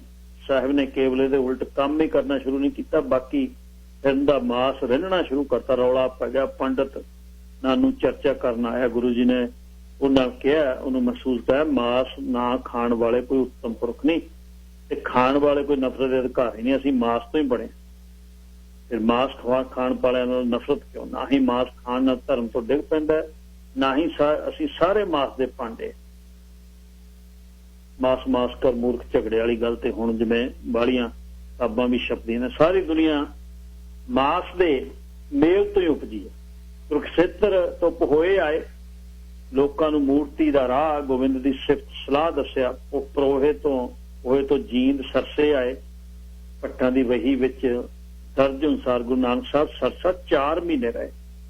ਉੱਥੇ ਦੇ ਪ੍ਰਸਿੱਧ ਫਕੀਰਾਂ ਅਬਦੁਲ ਸ਼ੂਕਰ, ਬਹਾਵਲ ਹੱਕ, ਸ਼ਾਹੇ ਵਾਹਿਜ਼, ਫਰੀਦਉਦੀਨ, ਜਲਾਲਉਦੀਨ ਨੂੰ ਨਾਮ ਦੀ ਵਡਿਆਈ ਦੱਸੀ। ਸਰਸਾ ਦੇ ਵਿੱਚ ਬਣੀਆਂ ਹੋਈਆਂ ਕੋਠੜੀਆਂ ਫਕੀਰਾਂ ਦੇ ਮਾਣ ਟੁੱਟਣ ਦਾ ਪ੍ਰਮਾਣ ਹੁਣ ਤੱਕ ਦੇ ਰਹੇ ਹਨ। ਉੱਥੋਂ ਪਟਨੇਰ, ਵੱਡਾ ਤੀਰਥ, ਬਠਿੰਡਾ ਤੇ ਮਾਲਵਾ ਦੇਸ਼ 'ਚ ਵਿਚਰਦੇ ਹੋਏ ਧਰਮਕੋਟ ਹੁੰਦੇ ਸੁਲਤਾਨਪੁਰ ਆਏ। ਸੁਲਤਾਨਪੁਰ ਤੋਂ ਤਲਵੰਡੀ, ਉੱਥੇ ਸੱਚ ਤੇ ਪਿਆਰ ਦਾ ਪ੍ਰਚਾਰ ਕੀਤਾ। ਬਾਬਾ ਮੂਲਾ ਜੀ ਉਹਨਾਂ ਦੀ ਪੱਖੋ ਕੇ ਰੰਧਾਵੇ ਦੇ ਪਟਵਾਰੀ ਸੀ। ਉਹਨਾਂ ਨੇ ਸ਼ਰਧਾ ਪ੍ਰਗਟ ਕੀਤੀ। ਮਹਾਰਾਜ ਉਹਦੇ ਪਿੰਡ ਪੱਖੋ ਕੇ ਰੰਧਾਵੇ ਪਹੁੰਚੇ। ਪੱਖੋ ਕੇ ਰੰਧਾਵੇ ਵਿੱਚ ਬਾਬਾ ਮੂਲਾ ਜੀ ਦੇ ਮਿੱਤਰ ਤੂੜੀ ਮਲ ਜੀ ਨੇ ਰਾਜ ਕੀਤਾ ਕਿ ਦੁਨੀਆ ਵਿੱਚ ਰਹਿ ਕੇ ਵਾਹਿਗੁਰੂ ਨੇ ਪਾਇਆ ਜਾਂਦਾ, ਤੁਸੀਂ ਵੀ ਉਸੇ ਤਰ੍ਹਾਂ ਘਰ-ਬਾਰ ਛੱਡ ਕੇ ਪ੍ਰਚਾਰ ਕੀਤਾ। ਸਾਹਿਬ ਨੇ ਉਹਦੇ ਇਤਰਾਜ਼ਾਂ ਦਾ ਜਵਾਬ ਦਿੱਤਾ ਕਿ ਪ੍ਰਚਾਰ ਦੌਰੇ ਤੇ ਲੋਕ ਨੇ ਘਰ ਨੂੰ ਤਲਾਜ ਨਹੀਂ ਦਿੱਤੀ। ਸਾਹਿਬ ਦੇ ਇੱਕ ਹੋਰ ਸੇਵਕ ਭਾਈ ਅਜਿੱਤਾ ਰੰਧਾਵਾ ਸੀ। ਉਹਨਾਂ ਨੇ ਜ਼ਮੀਨ ਦਿੱਤੀ। ਆਪ ਜੀ ਨੇ ਕਰਤਾਰਪੁਰ ਵਸਾਉਣ ਦਾ ਇਰਾਦਾ ਕੀਤਾ। ਸਾਰੇ ਕਰਤਾਰਪੁਰ ਆਪ ਵਸੇ। ਕੁਝ ਚਿਰ ਰਹਿਣ ਉਪਰੰਤ ਦੂਜੀ ਉਦਾਸੀ ਉੱਤਰਾਖੰਡ ਵੱਲੋਂ ਸ਼ੁਰੂ ਕੀਤੀ। ਅਗਲੇ ਮੰਗਲਵਾਰ ਉੱਥੋਂ ਤੁਰਾਂਗੇ। ਸਾਹਿਬ ਦੀਆਂ ਕਥਾ ਕਹਾਣੀਆਂ ਜਿਹੜੀਆਂ ਕੋਸ਼ਿਸ਼ ਕਰ ਰਿਹਾ ਮੈਂ, ਬਹੁਤ ਗਲਤ ਵੀ ਹੋਣਗੀਆਂ, ਕਈ ਵਾਰ ਗੁਰਬਾਣੀ ਦੇ ਸ਼ਬਦ ਵੀ ਇੱਧਰ ਉੱਧਰ ਹੋਣਗੇ। ਮੇਰਾ ਅੰਤਰੀਵ ਬਸ ਆਪ ਪੜ੍ਹ ਕੇ ਤੁਹਾਡੇ ਨਾਲ ਮੈਂ ਸਾਂਝੀ ਕਰਦਾ ਵੀ ਕਿਸ ਤਰ੍ਹਾਂ ਲੋਕ ਬਲਗਣਾ ਦੇ ਵਿੱਚ, ਅਸੀਂ ਗੋਤਾਂ ਦੇ ਵਿੱਚ, ਜ਼ਾਤਾਂ ਦੇ ਵਿੱਚ, ਪੱਤੀਆਂ ਦੇ ਵਿੱਚ, ਗਾਹਾਂ ਪੰਜਾਬ ਦੇ ਇਲਾਕਿਆਂ 'ਚ ਫਸਿਆ। ਸਾਹਿਬ ਕਿੱਥੇ ਸ਼੍ਰੀਲੰਕਾ, ਕਿੱਥੇ ਅਸਾਮ ਧੋਬੜੀ, ਕਿੱਥੇ ਸਾਰਾ ਜਿਹੜਾ ਸਾਊਥ